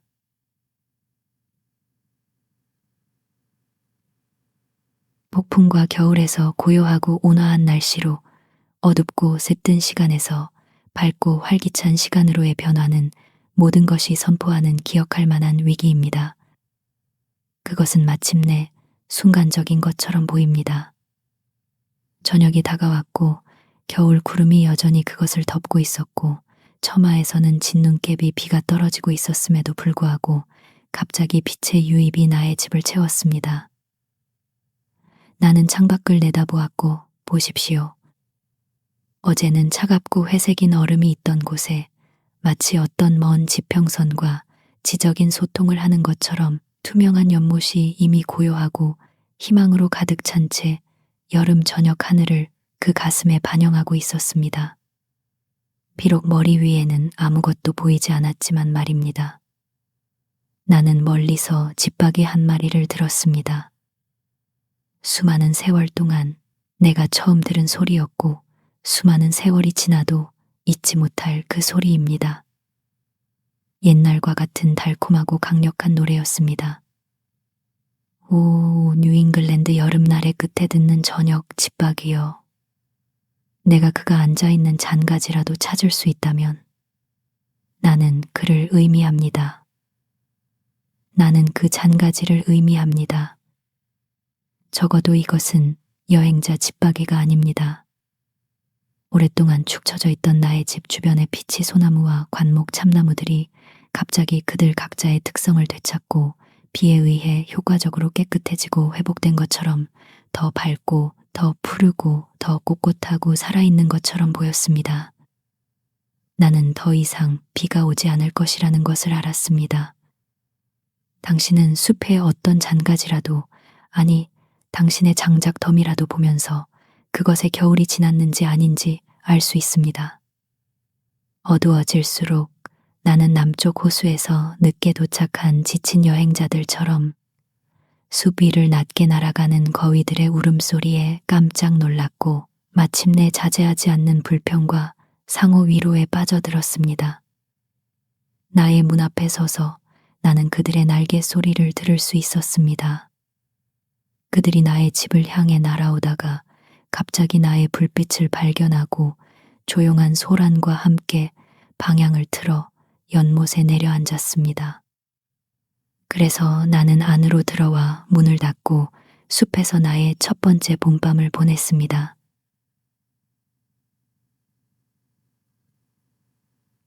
아침에 나는 안개를 통해 문 밖에서 거위들을 지켜보았습니다. 50쯤 떨어진 연못 중앙에서 항해하고 있었는데 너무 크고 소란스러워서 월든이 마치 그들의 오락을 위한 인공 연못처럼 보였습니다. 하지만 내가 물가에 서자 그들은 지휘관의 신호에 따라 큰 날갯짓 소리와 함께 즉시 솟아올랐고 대열을 갖춘 후 나의 머리 위를 원을 그리며 선회했습니다. 29마리였습니다. 그런 다음 일정한 간격으로 리더가 규칙적인 혼크 소리를 내며 캐나다로 곧장 향했습니다. 더 진흙탕인 웅덩이에서 아침 식사를 해결할 것을 믿으면서 말입니다. 우리 떼가 동시에 솟아올라 그들의 더 시끄러운 사촌들의 뒤를 따라 북쪽으로 향했습니다.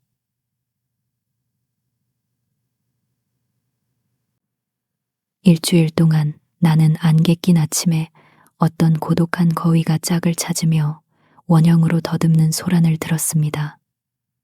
여전히 그들이 지탱할 수 있는 것보다 더 큰 생명의 소리로 숲을 채웠습니다. 4월에는 비둘기들이 다시 작은 무리로 급행으로 날아다니는 것이 보였고 적절한 시기에 나의 개간지 위에서 제비들이 지저귀는 소리를 들었습니다. 비록 마을에 나에게 제공할 만큼 그렇게 많은 제비가 있다고 생각되지는 않았지만 나는 그들이 백인들이 오기 전에 속이 빈 나무에 살았던 고대의 종족임이 틀림없다고 상상했습니다. 거의 모든 기후에서 거북이와 개구리는 이 계절의 선구자이자 전령 중 하나이며 새들은 노래와 반짝이는 깃털로 날아다니고 식물들은 솟아나고 꽃을 피우며 바람이 불어 그게 이 약간의 흔들림을 수정하고 자연의 평형을 유지합니다.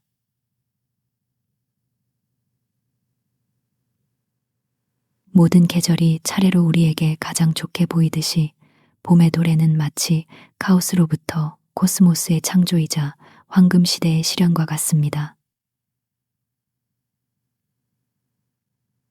동풍은 오로라와 나바테아 왕국으로 그리고 페르시아와 아침 햇살 아래 놓인 산등성이로 물러났네. 인간은 태어났네. 사물의 장인. 더 나은 세상의 근원이 그를 신성한 씨앗으로 만들었는지 아니면 땅이 최근에 높은 에테르에서 분리되어 유사한 하늘의 씨앗을 일부 간직했는지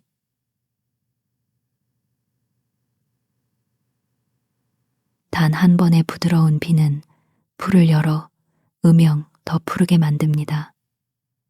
이처럼 더 나은 생각의 유입은 우리의 전망을 밝게 합니다. 우리가 항상 현재에 살고 있다면 그리고 우리에게 닥치는 모든 우연을 그것에 떨어지는 아주 작은 이슬의 영향력을 고백하는 풀처럼 활용한다면 우리는 축복받을 것입니다. 그리고 우리가 우리의 의무라고 부르는 과거 기회의 태만을 속죄하는데 우리의 시간을 보내지 않는다면 말입니다. 이미 봄인데 우리는 겨울에 꾸물거립니다. 쾌적한 봄날 아침에는 모든 사람의 죄가 용서됩니다. 그런 날은 악덕과의 휴전입니다. 그런 태양이 계속 타오르는 한 가장 비열한 죄인이라도 돌아올 수 있습니다. 우리 자신의 회복된 순수함을 통해 우리는 이웃의 순수함을 분별합니다. 당신은 어제 당신의 이웃을 도둑, 주정뱅이 또는 색정광으로 알고 단순히 그를 가련하게 여기거나 경멸했으며 세상을 절망했을 수 있습니다. 하지만 이 첫 봄날 아침에 태양은 밝고 따뜻하게 빛나며 세상을 재창조하고 있습니다. 그리고 당신은 그를 어떤 평온한 일에서 만나고 그의 고갈되고 타락한 혈관이 여전히 기쁨으로 확장되고 새로운 날을 축복하며 유아의 순수함으로 봄의 영향을 느끼는 것을 봅니다. 그리고 그의 모든 잘못은 잊혀집니다. 그 주변에는 선의의 분위기뿐만 아니라 마치 새로 태어난 본능처럼 아마도 맹목적이고 비효율적일지라도 표현을 더듬는 성스러움의 풍미까지 있습니다. 그리고 짧은 1시간 동안 남쪽 언덕 비탈은 어떤 저속한 농담에도 메아리 치지 않습니다. 당신은 그의 옹이진 껍질에서 터져 나오기 위해 준비하는 몇몇 순수하고 아름다운 새싹을 봅니다. 그것들은 가장 어린 식물처럼 부드럽고 신선하며 또 다른 한 해의 삶을 시도하고 있습니다. 심지어 그도 그의 주님의 기쁨에 참여했습니다. 왜 간수가 그의 감옥문을 열어두지 않는지, 왜 판사가 그의 사건을 기각하지 않는지, 왜 설교자가 그의 회중을 해산하지 않는지, 그것은 그들이 하나님이 그들에게 주는 힌트에 복종하지 않고 그가 모두에게 자유롭게 제공하는 용서를 받아들이지 않기 때문입니다. 아침의 평온하고 이로운 숨결 속에서 매일 생성되는 선량함으로의 회귀는 덕의 사랑과 악덕의 증오에 관하여 벌목된 숲의 새싹처럼 인간의 원시적인 본성에 조금씩 다가가게 합니다. 이와 마찬가지로 하루의 간격 동안 행하는 악은 다시 솟아나기 시작한 덕의 싹이 스스로를 발전시키는 것을 방해하고 그것들을 파괴합니다. 덕의 싹이 이렇게 여러 번 스스로 발전하는 것을 방해받은 후에는 저녁의 이로운 숨결도 그것들을 보존하는 데 충분하지 않습니다. 저녁의 숨결이 그것들을 더 이상 보존하는 데 충분하지 않게 되자마자 인간의 본성은 짐승의 본성과 크게 다르지 않게 됩니다. 사람들은 이 사람의 본성이 짐승과 같다는 것을 보고 그가 결코 이성의 타고난 능력을 소유하지 않았다고 생각합니다. 이것들이 인간의 진실되고 자연스러운 감정들입니까? 처음에는 황금 시대가 창조되었으니 어떤 복수자도 없이 자발적으로 법 없이 신의와 정직함을 소중히 여겼도다. 처벌과 두려움은 없었으니 매달린 뱃쇠에 협박하는 말도 읽히지 않았고 간청하는 무리는 그들의 재판장의 말을 두려워하지 않았으니 복수자 없이 안전했도다. 산에서 베어진 소나무는 아직 액체 상태의 파도로 내려가지 않아 외국 세계를 보지 못했으며 필멸의 인간은 자신들의 물가 외에는 알지 못했도다. 영원한 봄이 있었으니 잔잔한 서풍이 따뜻한 바람으로 씨앗 없이 태어난 꽃들을 달래었도다.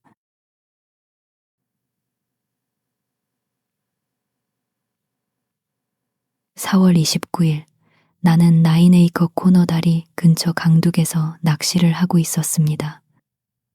사양쥐가 숨어있는 흔들리는 풀과 버드나무 뿌리 위에 서 있을 때 나는 특이한 달그락거리는 소리를 들었습니다. 소년들이 손가락으로 가지고 노는 막대기 소리와 다소 비슷했습니다. 올려다보자 나는 밤매처럼 아주 가냘프고 우아한 매 한 마리를 보았습니다. 그것은 번갈아 잔물결처럼 솟아오르다가 한두 줌 동안 이리저리 텀블링하며 떨어졌는데 햇빛의 공단 리본처럼 혹은 조개 껍데기의 진주빛 안쪽처럼 번쩍이는 날개 아랫면을 보여주었습니다.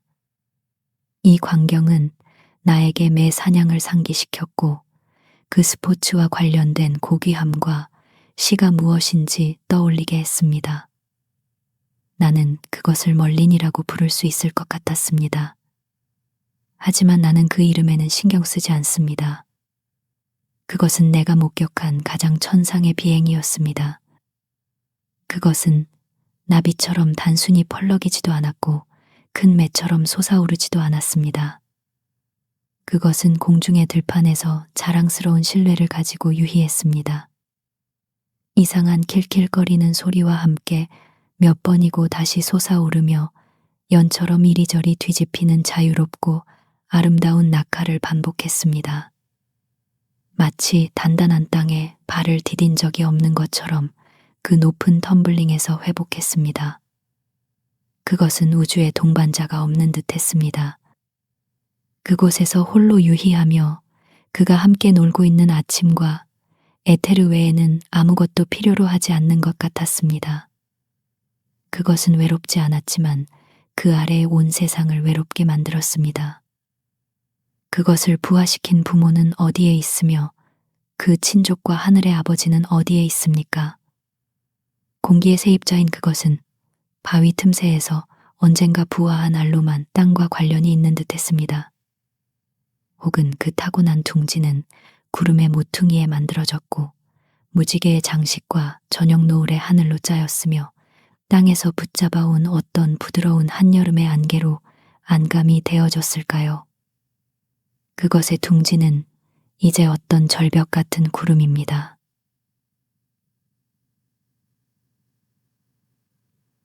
이것 외에도 나는 금빛, 은빛, 그리고 밝은 구리색 물고기들을 드물게 많이 잡았는데 보석 목걸이처럼 보였습니다. 아! 나는 들뜬 마음으로 허클베리를 따러 갔고 마차길이 진흙투성이가 되었을 때 버드나무 뿌리에서 허클베리를 따서 야생의 강계곡과 숲이 순수하고 밝은 빛으로 목욕하고 있던 첫 봄날 아침에 그 초원으로 침투했습니다. 그 빛은 어떤 사람들이 추측하듯이 만약 죽은 사람들이 무덤 속에서 잠자고 있었다면 그들을 깨웠을 것입니다. 불멸성에 대한 더 강력한 증거는 필요하지 않습니다. 모든 것은 그런 빛 속에서 살아야 합니다. 오 죽음아, 너의 독침은 어디에 있었느냐? 오 무덤아, 그때 너의 승리는 어디에 있었느냐?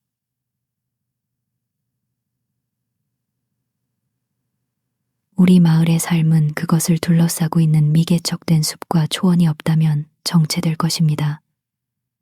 우리에겐 야성의 강장제가 필요합니다.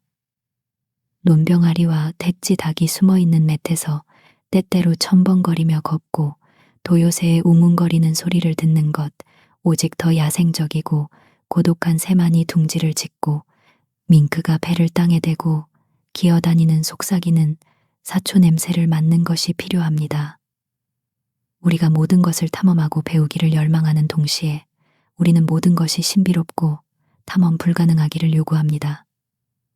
땅과 바다가 무한히 야생적이고 우리가 측량할 수 없고 깊이를 잴 수 없기 때문에 우리에 의해 측량되지 않고 깊이를 재지 않은 채로 있기를 요구합니다.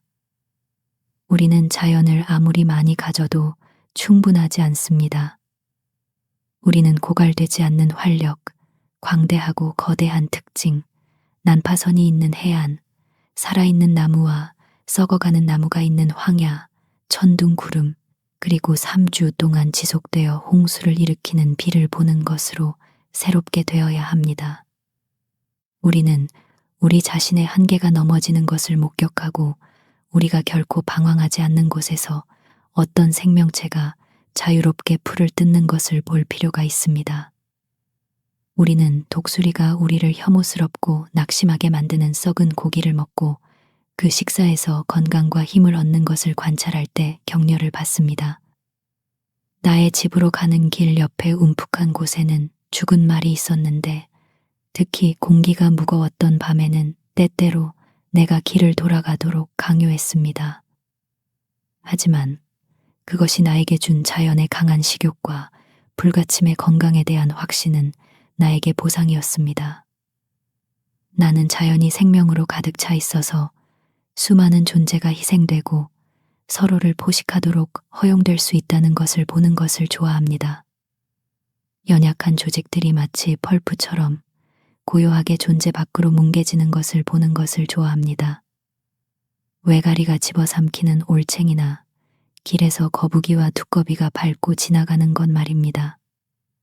그리고 때때로 피와 살이 비처럼 내렸다는 것을. 사고의 가능성이 있음에도 불구하고 우리는 그것에 얼마나 작은 비중을 두어야 하는지 보아야 합니다. 현명한 사람에게 남는 인상은 보편적인 순수함에 대한 것입니다. 독은 결국 독이 아니며 어떤 상처도 치명적이지 않습니다. 연민은 매우 옹호할 수 없는 근거입니다. 그것은 신속해야 합니다. 그것의 변로는 상투적으로 만들어지는 것을 견디지 못할 것입니다.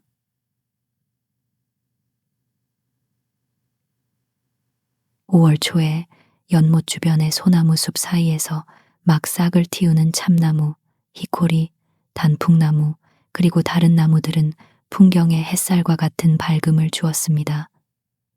특히 구름 낀 날에는 마치 태양이 안개를 뚫고 여기저기 언덕 비탈에 희미하게 비추는 것 같았습니다. (5월) 3일이나 4일에 나는 연못에서 큰 논병아리를 보았고 그 달 첫 주 동안 쏙독새, 갈색 집박귀, 희미한 개똥집박귀, 숲닥새, 추잉크, 그리고 다른 새들을 들었습니다. 나는 그보다 훨씬 전에 나무 집박귀를 들었습니다. 비비새는 이미 다시 한번 와서 나의 문과 창문을 들여다보았습니다.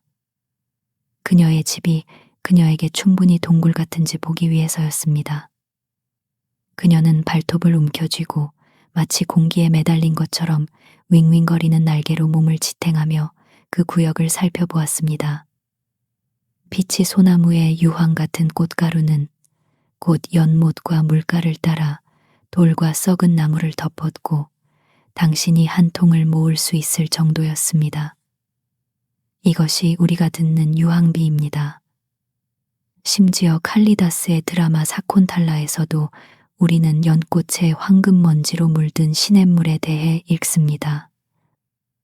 그리고 이처럼 계절은 여름으로 굴러갔는데 마치 사람이 점점 더 높은 풀 속으로 산책하는 것과 같습니다.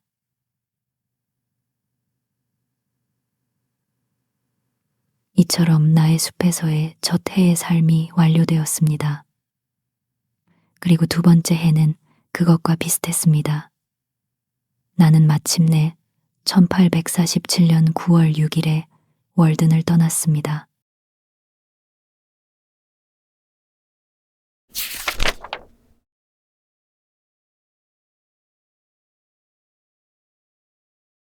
결론.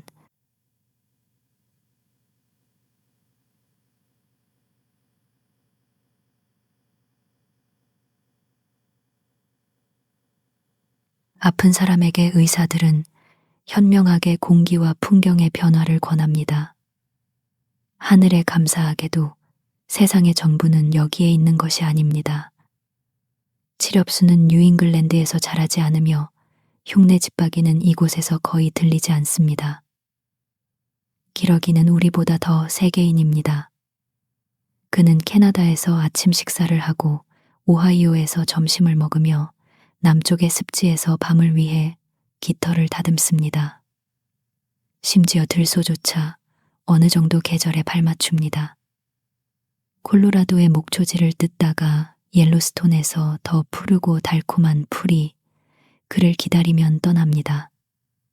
하지만 우리는 농장의 철도, 울타리가 허물어지고 돌담이 쌓이면 그때부터 우리의 삶의 경계가 정해지고 우리의 운명이 결정되었다고 생각합니다. 당신이 정말로 마을 서기로 선택된다면 이번 여름에 티에라 델 푸에고로는 갈 수 없습니다.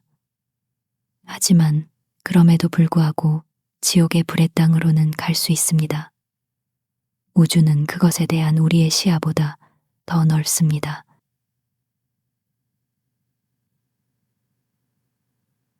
하지만 우리는 마치 호기심 많은 승객처럼 우리 배의 선미난간 너머를 더 자주 내다보아야 하며 참나무 털을 줍는 어리석은 선원처럼 항해해서는 안 됩니다. 지구의 반대편은 우리의 통신원의 집일 뿐입니다. 우리의 항해는 단지 대권 항해일 뿐이며 의사들은 단지 피부병만을 처방하고 있습니다. 어떤 사람은 기린을 쫓기 위해 남아프리카로 서둘러 가지만 분명히 그것은 그가 진정으로 쫓고자 하는 사냥감이 아닐 것입니다. 만약 가능하다면 인간이 기린을 얼마나 오랫동안 사냥할 수 있을까요? 도요새와 맷도요 역시 진귀한 오락을 제공할 수 있습니다. 하지만 나는 자기 자신을 쏘는 것이 더 고귀한 사냥감일 것이라고 믿습니다.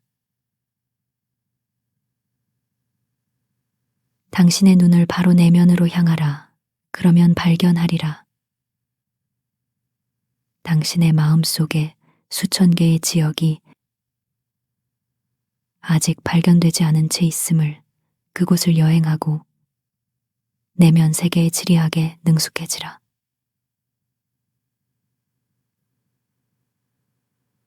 아프리카는 서부는 무엇을 상징합니까? 우리 자신의 내부는 지도에서 하얗게 칠해져 있지 않습니까?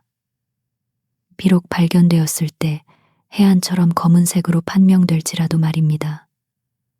우리가 찾고자 하는 것은 나일강의 근원입니까? 니제르강의 근원입니까? 미시시피강의 근원입니까? 아니면 이 대륙을 둘러싼 북서 항로입니까? 이것들이 인류에게 가장 중요한 문제들입니까? 프랭클린만이 길을 잃은 사람이라서 그의 아내가 그토록 열심히 그를 찾아야 합니까? 그리넬 씨는 자신이 어디에 있는지 알고 있습니까? 차라리 당신 자신의 시내와 대양의 문고 파크, 루이스와 클라크, 그리고 프로비셔가 되십시오. 필요하다면 당신을 지탱할 보존된 고기를 가득 실은 배와 함께 당신 자신의 더 높은 위도를 탐험하십시오. 그리고 그 빈 통조림 캔들을 하늘 높이 쌓아 표식으로 삼으십시오. 보존된 고기는 단지 고기를 보존하기 위해 발명된 것입니까? 아니, 당신 안에 있는 완전히 새로운 대륙과 세계의 콜럼버스가 되십시오. 무역의 새로운 수로가 아니라 생각의 새로운 수로를 여십시오. 모든 사람은 러시아 황제의 지상의 제국이 단지 작은 국가, 얼음이 남긴 작은 언덕에 불과한 영역의 주인입니다. 하지만 어떤 이들은 자존감이 없으면서도 애국심을 가질 수 있으며 더 큰 것을 더 작은 것에 희생합니다. 그들은 자신들의 무덤을 만드는 흙을 사랑하지만 여전히 그들의 진흙에 생명을 불어넣을 수 있는 정신과는 아무런 공감도 없습니다. 애국심은 그들의 머릿속의 구더기입니다. 모든 과시와 비용을 들인 남태평양 탐험대는 모든 사람이 자신이 탐험하지 않은 도덕적 세계의 지엽이나 입구라는 사실에 대한 간접적인 인정 외에 무엇을 의미했습니까? 정부 선박에 500명의 남녀를 동원하여 추위와 폭풍 그리고 식인종들 사이를 수천 마일 항해하는 것이 자신의 존재의 사적인 바다, 대서양과 태평양을 홀로 탐험하는 것보다 더 쉽기 때문입니다. 그들은 방황하고 이국적인 호주인을 탐색하게 하라. 나는 더 많은 하나님을 가졌고 그들은 더 많은 길을 가졌다네.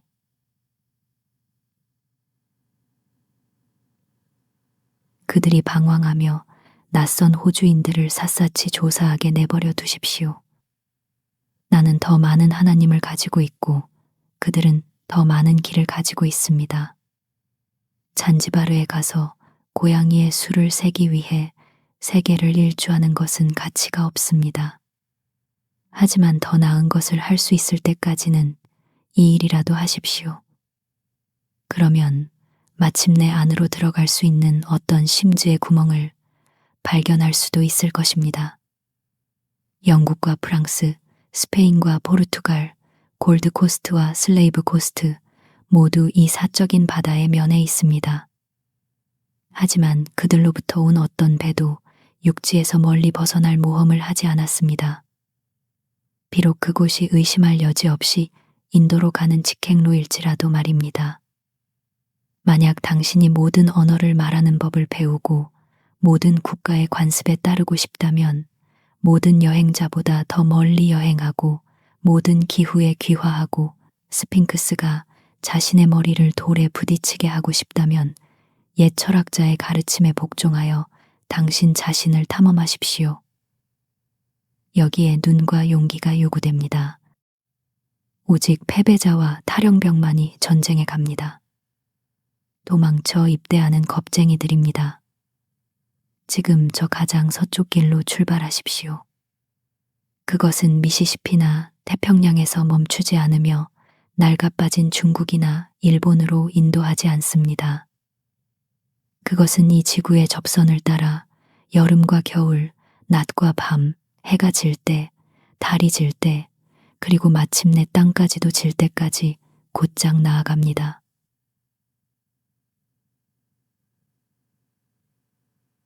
미라보는 사회에서 가장 신성하다고 여겨지는 법률에 공식적으로 반대하는 데 필요한 결단력의 정도를 확인하기 위해 노상 강도가 되었다고 합니다. 그는 군대에서 싸우는 군인은 도둑이 필요로 하는 용기의 절반도 필요하지 않다고 선언했습니다. 그리고 명예와 종교는 잘 고려되고 확고한 결심을 방해한 적이 없다고 했습니다. 세상의 관점에서 볼 때 이것은 남자답지만 필사적이지 않다면 헛된 일이었습니다. 더 건전한 사람은 더 신성한 법률에 복종함으로써 그가 원하지 않더라도 이른바 사회에서 가장 신성하다고 여겨지는 법률에 공식적으로 반대하는 자신을 종종 발견했을 것이며 그렇게 길을 벗어나지 않고 자신의 결단력을 시험했을 것입니다. 사람이 사회에 대해 그러한 태도를 취하는 것이 아니라 자신의 존재의 법칙에 복종함으로써 자신이 발견하는 어떤 태도든 유지하는 것이 중요합니다.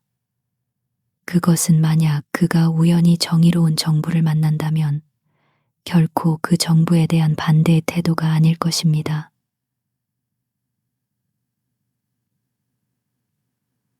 내가 숲에 갔던 것만큼이나 좋은 이유로 숲을 떠났습니다.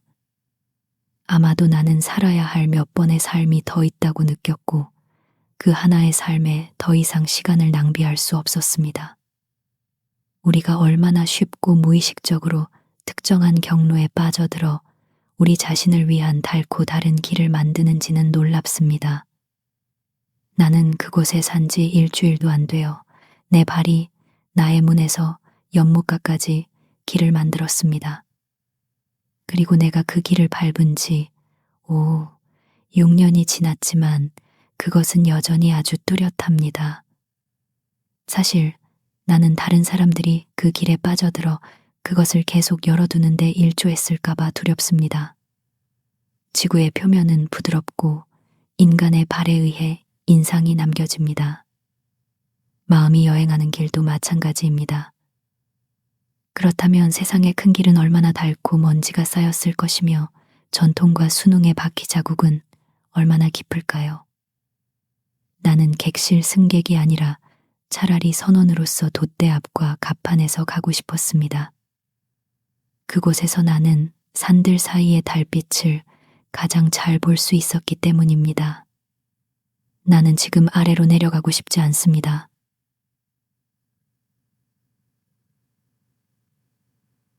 나는 적어도 나의 실험을 통해 이것을 배웠습니다. 만약 누군가 자신의 꿈의 방향으로 자신감 있게 나아가고 자신이 상상한 삶을 살려고 노력한다면 그는 평범한 시간에는 예상치 못한 성공을 만날 것입니다. 그는 몇 가지를 뒤에 남기고 보이지 않는 경계를 넘을 것입니다. 새롭고 보편적이며 더 자유로운 법칙들이 그의 주변과 그 안에서 스스로 확립되기 시작할 것입니다.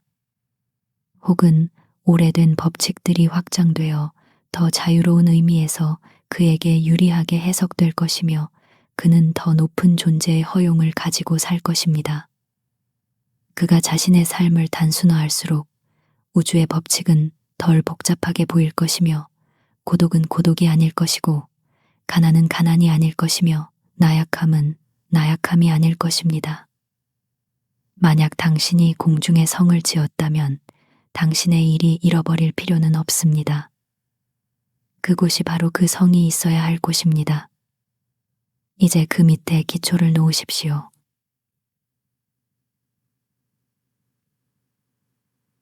당신이 말하는 것을 그들이 이해할 수 있도록 말해야 한다는 것은 영국과 미국이 요구하는 우스꽝스러운 요구입니다.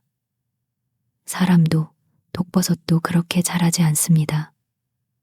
마치 그것이 중요하고 그들 없이 당신을 이해할 사람이 충분하지 않은 것처럼 말입니다.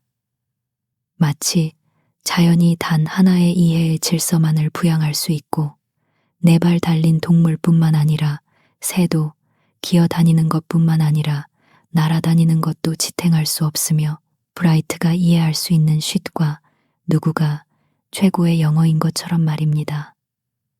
마치 어리석음 속에만 안전이 있는 것처럼 말입니다. 나는 주로 나의 표현이 충분히 과장된 것, 즉 나의 일일 경험의 좁은 한계를 넘어서 충분히 방황하여 내가 확신한 진실에 적절하지 못할까 두려워합니다. 과장.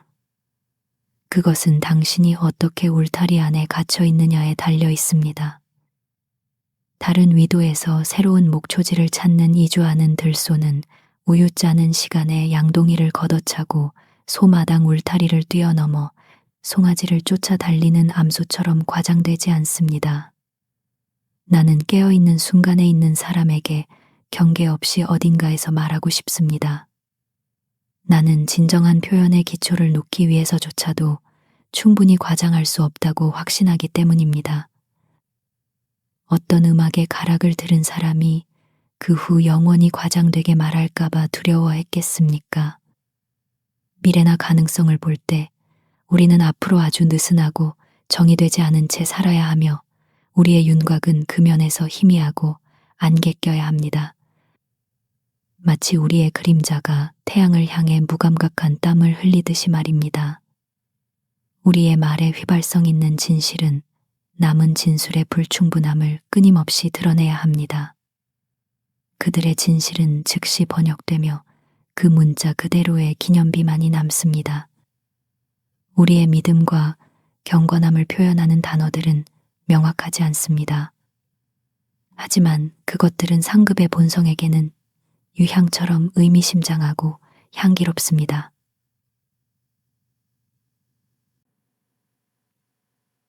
왜 항상 우리의 가장 둔한 인식 수준으로 낮추고 그것을 상식이라고 칭찬합니까? 가장 흔한 상식은 잠든 사람들의 감각이며 그들은 코골이로 그것을 표현합니다. 때때로 우리는 세 번쯤 영리한 사람을 반쯤 얼빠진 사람과 같은 부류로 분류하는 경향이 있는데 우리가 그들의 지혜의 3분의 1만을 인식하기 때문입니다.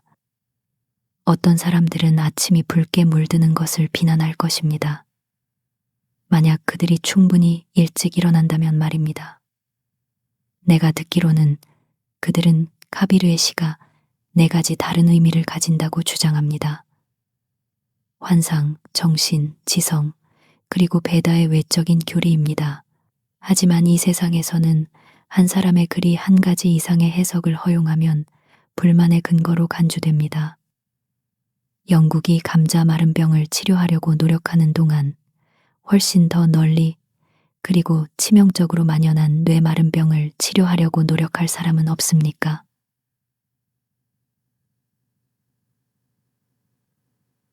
나는 내가 모호함에 도달했다고 생각하지 않습니다. 하지만 나의 페이지에서 이 점에 대해 월든의 얼음에서 발견된 것보다 더 치명적인 결함이 발견되지 않는다면 자랑스러울 것입니다. 남부 고객들은 그것의 순수함을 증명하는 푸른색에 대해 마치 진흙탕인 것처럼 반대했고 흰색이지만 잡초 맛이 나는 캠브리지 얼음을 선호했습니다. 사람들이 사랑하는 순수함은 지구를 감싸는 안개와 같고 그 너머의 푸른 에테르와 같지 않습니다.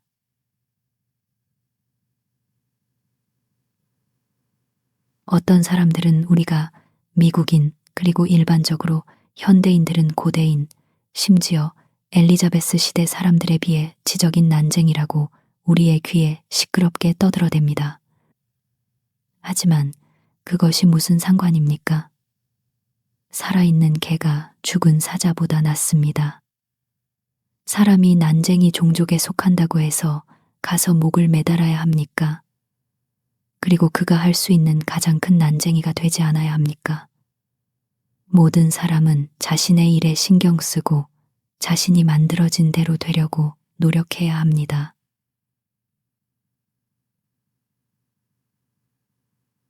왜 우리는 성공하기 위해 그토록 필사적으로 서둘러야 하고 그토록 필사적인 기업에 종사해야 합니까? 만약 한 사람이 그의 동료들과 보조를 맞추지 않는다면 아마도 그것은 그가 다른 북소리를 듣기 때문일 것입니다. 그가 듣는 음악에 맞춰 발을 내딛게 하십시오. 그것이 아무리 박자가 고르지 않거나 멀리서 들릴지라도 말입니다. 그가 사과나무나 참나무만큼 빨리 성숙해야 하는 것은 중요하지 않습니다. 그가 자신의 봄을 여름으로 바꾸어야 합니까?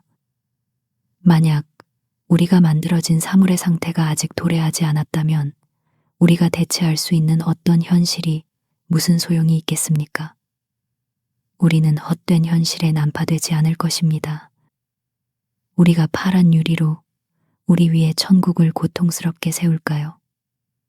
비록 그것이 완성되었을 때 마치 전자가 존재하지 않는 것처럼 우리는 여전히 훨씬 위에 있는 진정한 에테르 천국을 바라볼 것이 확실한데 말입니다.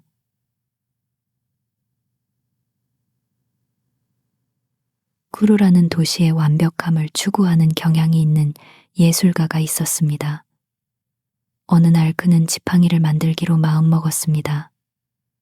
불완전한 작품에는 시간이 재료이지만 완벽한 작품에는 시간이 들어가지 않는다는 것을 고려한 그는 스스로에게 말했습니다. 내가 내 삶에서 다른 아무것도 하지 않더라도 이 지팡이는 모든 면에서 완벽해야 한다. 그는 부적절한 재료로 만들어지지 않도록 결심하고 즉시 숲으로 나무를 구하러 갔습니다. 그가 나뭇가지 하나하나를 찾고 거부하는 동안 그의 친구들은 점차 그를 떠났습니다. 그들은 그들의 작업 속에서 늙고 죽었지만 그는 단 한순간도 늙지 않았습니다. 그의 목표의 단일함과 결단력 그리고 고상한 경건함은 그 자신이 모르는 사이에 그에게 영원한 젊음을 부여했습니다. 그가 시간과 타협하지 않았기 때문에 시간은 그를 피했고 그를 극복할 수 없었기 때문에 멀리서 한숨만 쉬었습니다. 그가 모든 면에서 적절한 재료를 찾기 전에 쿠르의 도시는 흰머리의 폐허가 되었고 그는 그 둔덕 중 하나에 앉아 나뭇가지를 깎았습니다. 그가 그것의 적절한 모양을 주기 전에 칸다하르 왕조는 끝났고 그는 그 지팡이 끝으로 그 왕조의 마지막 왕의 이름을 모래에 쓰고 다시 작업을 계속했습니다. 그가 지팡이를 매끄럽게 다듬고 광택을 냈을 때쯤 칼판은 더 이상 북극성이 아니었습니다. 그리고 그가 금속 테를 씌우고 보석으로 장식된 머리를 붙이기도 전에 브라흐마는 여러 번 깨어났다가 잠들었습니다. 하지만 내가 왜 이런 것들을 언급하려고 머무릅니까? 그의 작품의 마지막 손길이 가해졌을 때 그것은 놀란 예술가의 눈앞에서 브라흐마의 모든 창조물 중에서 가장 아름다운 것으로 갑자기 확장되었습니다. 그는 지팡이를 만드는 과정에서 새로운 시스템을 만들었습니다. 완전하고 공정한 비율을 가진 세계였습니다. 그 안에서 오래된 도시와 왕조는 사라졌지만 더 아름답고 영광스러운 것들이 그 자리를 차지했습니다. 그리고 이제 그는 그의 발밑에 쌓인 여전히 신선한 대패밥 더미를 통해 자신과 그의 작품에게 이전의 시간의 경과가 환상에 불과했으며 브라흐마의 두뇌에서 나온 단 하나의 섬광이 필멸의 두뇌의 부식깃에 떨어져 불을 붙이는 데 필요한 시간보다 더 많은 시간이 흐르지 않았음을 보았습니다. 재료는 순수했고 그의 예술은 순수했습니다. 그 결과가 경이롭지 않을 수 있었겠습니까?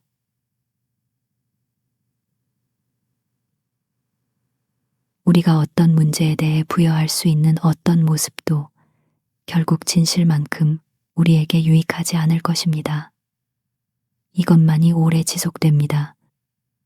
대부분의 경우 우리는 우리가 있는 곳에 있는 것이 아니라 잘못된 위치에 있습니다. 우리의 본성의 허약함 때문에 우리는 어떤 상황을 가정하고 우리 자신을 그 안에 놓습니다. 그래서 동시에 두 가지 상황에 있게 되며 거기서 벗어나는 것은 두 배로 어렵습니다. 정신이 온전한 순간에는 우리는 오직 사실, 즉 현실만을 고려합니다. 당신이 마땅히 해야 할 것이 아니라 당신이 해야 할 말을 하십시오. 어떤 진실이라도 거칠애보다 낫습니다. 톰 하이드라는 대장이가 교수대에 서 있을 때 할 말이 있느냐는 질문을 받았습니다. 재단사들에게 첫 바느질을 하기 전에 실에 매듭을 짓는 것을 잊지 말라고 전해주시오 라고 그는 말했습니다. 그의 동료의 기도는 잊혀졌습니다.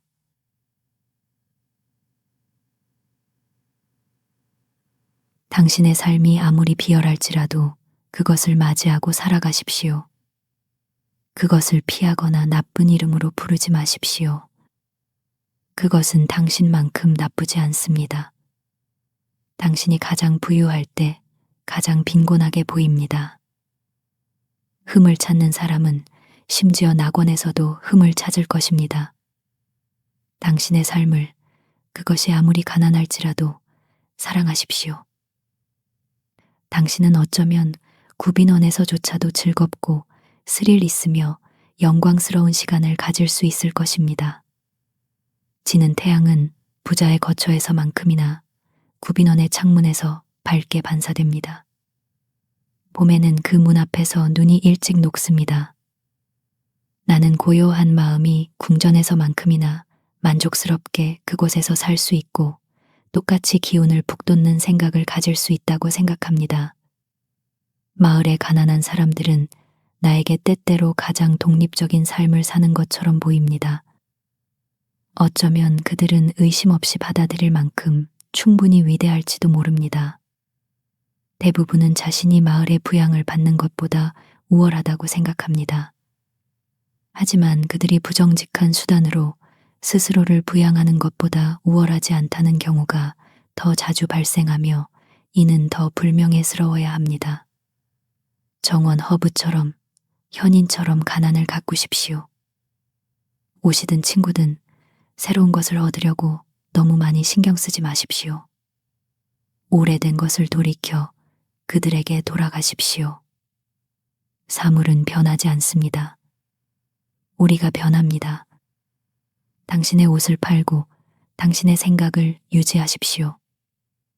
하나님은 당신이 사교가 부족하지 않도록 보살피실 것입니다. 만약 내가 거미처럼 평생 다락방 한 구석에 갇혀 지낸다면 내가 나의 생각을 가지고 있는 한 세상은 나에게 똑같이 넓을 것입니다. 철학자는 말했습니다.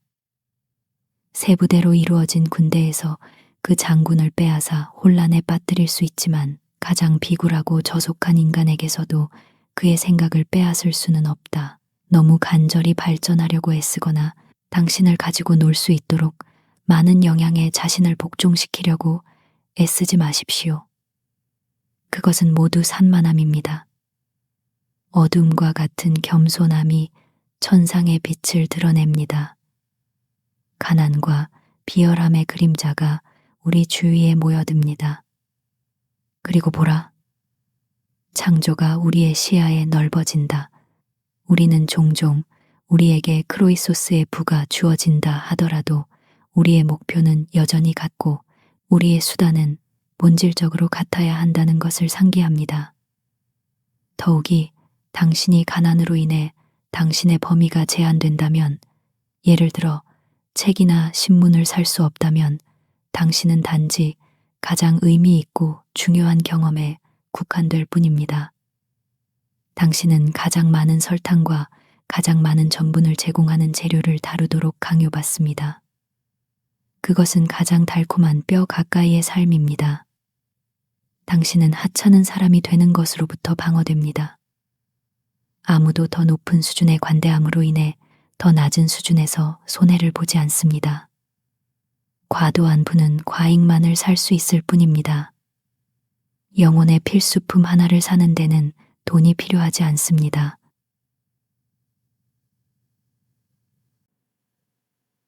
나는 납벽의 모퉁이에 살고 있습니다. 그 구성에는 종의 금속이 약간 섞여 있습니다. 종종 나의 한낮의 휴식 속에서 외부로부터 혼란스러운 딸랑거리는 소리가 나의 귀에 도달합니다. 그것은 나의 동시대인들의 소음입니다. 나의 이웃들은 나에게 유명한 신사, 숙녀들과의 모험, 저녁 식탁에서 만난 유명 인사들에 대해 이야기합니다. 하지만 나는 그런 것들에 데일리 타임스의 내용물보다 더 관심이 없습니다. 관심과 대화는 주로 의상과 매너에 관한 것입니다. 하지만 거위는 당신이 어떻게 옷을 입히든 여전히 거위입니다. 그들은 나에게 캘리포니아와 텍사스, 영국과 인도, 조지아나 매사추세츠에 존경하는 아무개씨에 대해 이야기합니다. 내가 마치 맘루크 베이처럼 그들의 안뜰에서 뛰어내릴 준비가 될 때까지 모두 일시적이고 덧없는 현상들입니다. 나는 나의 방위를 찾는 것을 좋아합니다. 눈에 띄는 장소에서 화려하고 성대한 행렬 속을 걷는 것이 아니라 가능하다면 우주의 창조주와 함께 걷는 것입니다. 이 불안하고 신경질적이며 부산하고 사소한 19세기에 사는 것이 아니라 그것이 지나가는 동안 사려 깊게 서 있거나 앉아 있는 것입니다. 사람들이 무엇을 축하하고 있습니까? 그들은 모두 행사준비위원회에 있으며 매 시간 누군가로부터 연설을 기대합니다. 하나님은 단지 그날의 회장일 뿐이고 웹스터는 그의 웅변가입니다. 나는 나를 가장 강력하고 정당하게 끌어당기는 것을, 무게를 달고 정착하고 끌어당기는 것을 좋아합니다. 저울의 빔에 매달려 더 적게 나가려고 노력하지 않고 가정을 세우지 않고 현실을 받아들이는 것입니다. 내가 갈 수 있는 유일한 길을, 그리고 어떤 힘도 나를 저항할 수 없는 그 길을 여행하는 것입니다. 단단한 기초를 얻기 전에 아치를 세우기 시작하는 것은 나에게 만족감을 주지 않습니다. 키틀리, 벤더스 놀이를 하지 맙시다. 모든 곳에 단단한 바닥이 있습니다. 우리는 여행자가 소년에게 앞에 있는 늪에 단단한 바닥이 있는지 물었다는 것을 읽습니다. 소년은 그렇다고 대답했습니다. 하지만 곧 여행자의 말이 말배까지 빠졌고 그는 소년에게 나는 네가 잎에 단단한 바닥이 있다고 말한 줄 알았는데 라고 말했습니다. 맞아요. 후자가 대답했습니다. 하지만 당신은 아직 그곳까지 반도 오지 않았어요. 사회의 뇌과 유산은 그러합니다. 하지만 그것을 아는 사람은 늙은 소년입니다. 오직 특정한 희귀한 일치에서 생각되거나 말해지거나 행해지는 것만이 좋습니다. 나는 단지 널빤지와 회반죽에 어리석게 못을 박는 사람들 중 하나가 되고 싶지 않습니다. 그런 행동은 밤에 나를 잠 못 이루게 할 것입니다. 나에게 망치를 주십시오. 그리고 장선이 있는지 느껴보게 하십시오. 버티에 의존하지 마십시오. 못을 끝까지 박고 충실하게 못대가리를 박아 밤에 깨어나서도 만족감을 가지고 당신의 일을 생각할 수 있도록 하십시오. 당신이 뮤즈를 불러들이는 것을 부끄러워하지 않을 그런 일 말입니다. 그렇게 해야만 하나님이 당신을 도우실 것입니다. 모든 박힌 못은 우주기계의 또 다른 리벳이 되어야 하며 당신이 그 작업을 수행하는 것입니다.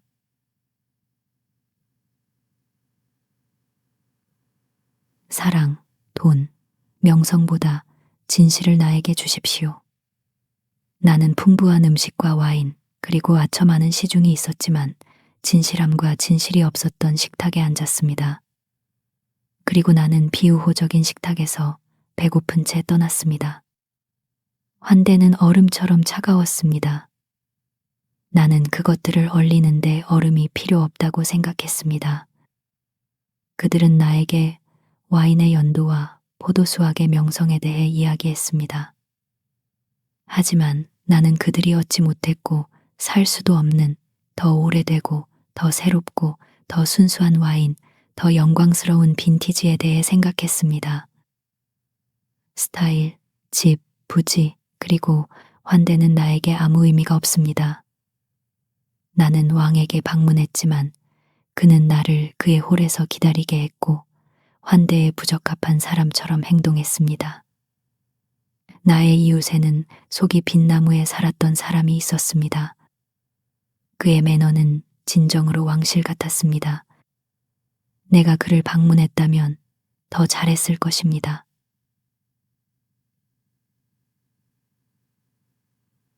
우리는 왜 어떤 작업이라도 무의미하게 만들 수 있는 게으르고 곰팡내 나는 덕목을 우리 현관에서 연습하며 얼마나 오래 앉아 있어야 합니까? 마치 오래 참음으로 하루를 시작하고 자신의 감자를 맬 사람을 고용한 다음 오후에는 기독교적인 온유함과 자선을 계획적으로 실천하러 나가는 것처럼 말입니다. 중국적인 자만심과 인류의 정체된 자기만족을 생각해 보십시오. 이 세대는 빛나는 혈통의 마지막이라는 것에 대해 스스로를 축하하는 경향이 있습니다. 그리고 보스턴과 런던, 파리와 로마에서 그들의 긴 혈통을 생각하며 예술과 과학, 문학에서의 발전에 만족하며 이야기합니다. 철학학회들의 기록과 위대한 인물들의 공개적인 추도사가 있습니다. 이것은 자신의 덕을 관조하는 선량한 아담입니다. 예, 우리는 위대한 업적을 이루었고 결코 죽지 않을 신성한 노래를 불렀습니다. 즉, 우리가 그것들을 기억할 수 있는 한 말입니다. 아시리아의 학회들과 위대한 인물들은 어디에 있습니까? 우리가 얼마나 젊은 철학자이자 실험가입니까? 나의 독자 중 아직 온전한 인간의 삶을 살아본 사람은 한 명도 없습니다. 이것들은 아마도 인류의 삶의 봄의 달에 불과할 것입니다. 만약 우리가 7년짜리 가려움증을 알았다면 우리는 아직 콩코드에서 17년짜리 매미를 보지 못했습니다. 우리는 우리가 살고 있는 지구의 단순한 껍데기와만 친숙합니다. 대부분은 표면 아래 6피트를 파보지 않았고 그 위로 그만큼 뛰어오르지도 못했습니다. 우리는 우리가 어디에 있는지 모릅니다. 게다가 우리는 시간의 거의 절반을 깊이 잠든 상태로 보냅니다. 그런데도 우리는 스스로를 현명하다고 여기고 표면에 확립된 질서를 가지고 있습니다. 진정으로 우리는 깊은 사상가이며 야심찬 영혼입니다. 내가 숲바닥에 소나무 잎 사이를 기어다니며 나의 시야에서 스스로를 숨기려고 노력하는 곤충 위에 서서 왜 그것이 그 보잘것없는 생각들을 소중히 여기고 어쩌면 그 종족에게 어떤 격려적인 정보를 줄 수도 있는 나에게서 머리를 숨기려고 하는지 스스로에게 물을 때 나는 인간이라는 곤충인 나 위에 서 있는 더 위대한 은인과 지성을 상기합니다.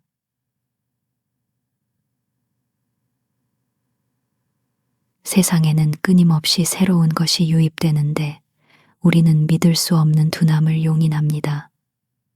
나는 가장 계몽된 나라들에서 여전히 어떤 종류의 설교가 경청되고 있는지 상기시키는 것만으로도 충분합니다. 기쁨과 슬픔과 같은 단어들은 있지만 그것들은 비음으로 불리는 시편의 후렴구일 뿐이고 우리는 평범하고 비열한 것을 믿습니다. 우리는 옷만을 바꿀 수 있다고 생각합니다. 대영 제국은 매우 크고 존경할 만하며 미국은 인류 강대국이라고 합니다. 우리는 모든 사람 뒤에 밀물과 썰물이 일어나 만약 그가 그것을 마음속에 품는다면 대영 제국을 나무 조각처럼 띄울 수 있다는 것을 믿지 않습니다. 다음에는 어떤 종류의 17년짜리 매미가 땅에서 나올지 누가 알겠습니까? 내가 살고 있는 세상의 정부는 영국 정부처럼 와인을 마시며 저녁 식사 후 대화로 만들어진 것이 아닙니다.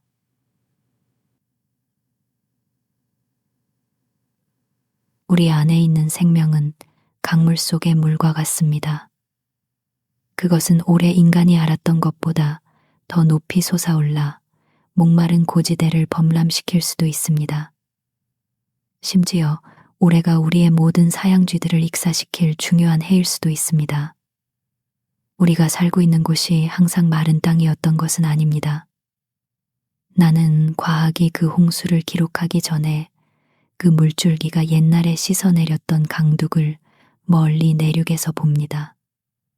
모든 사람들은 뉴잉글랜드에 퍼진 이야기를 들어보았을 것입니다. 강하고 아름다운 딱정벌레 한 마리가 60년 동안 농부의 부엌에 서 있던 사과나무 목재로 만든 오래된 식탁의 마른 잎에서 나왔다는 이야기입니다. 그것은 먼저 코네티컷에 있다가 나중에 매사추세츠로 옮겨졌는데 그 딱정벌레의 알은 그보다 훨씬 이전에 살아있는 나무에 예치되었음이 그것을 넘어선 나이테를 세어봄으로써 드러났습니다. 몇 주 동안 갉아먹는 소리가 들렸고 아마도 차 끓이는 주전자의 열기에 의해 부화했을 것입니다. 이 이야기를 듣고 부활과 불멸성에 대한 믿음이 강화되지 않는 사람이 누가 있겠습니까? 사회의 죽고 마른 삶 속에서 수많은 동심원적인 목질의 층 아래 수천 년 동안 묻혀있던 처음에 푸르고 살아있는 나무의 변제에 예치되었던 알이 잔치상에 둘러앉은 놀란 인간 가족에게 몇 년 동안 갉아먹는 소리가 들렸을지도 모르는 어떤 아름답고 날개 달린 생명이 마침내 사회의 가장 사소하고 헛물로 받쳐진 가구 속에서 예기치 않게 나와 완벽한 여름 삶을 누릴지 누가 알겠습니까?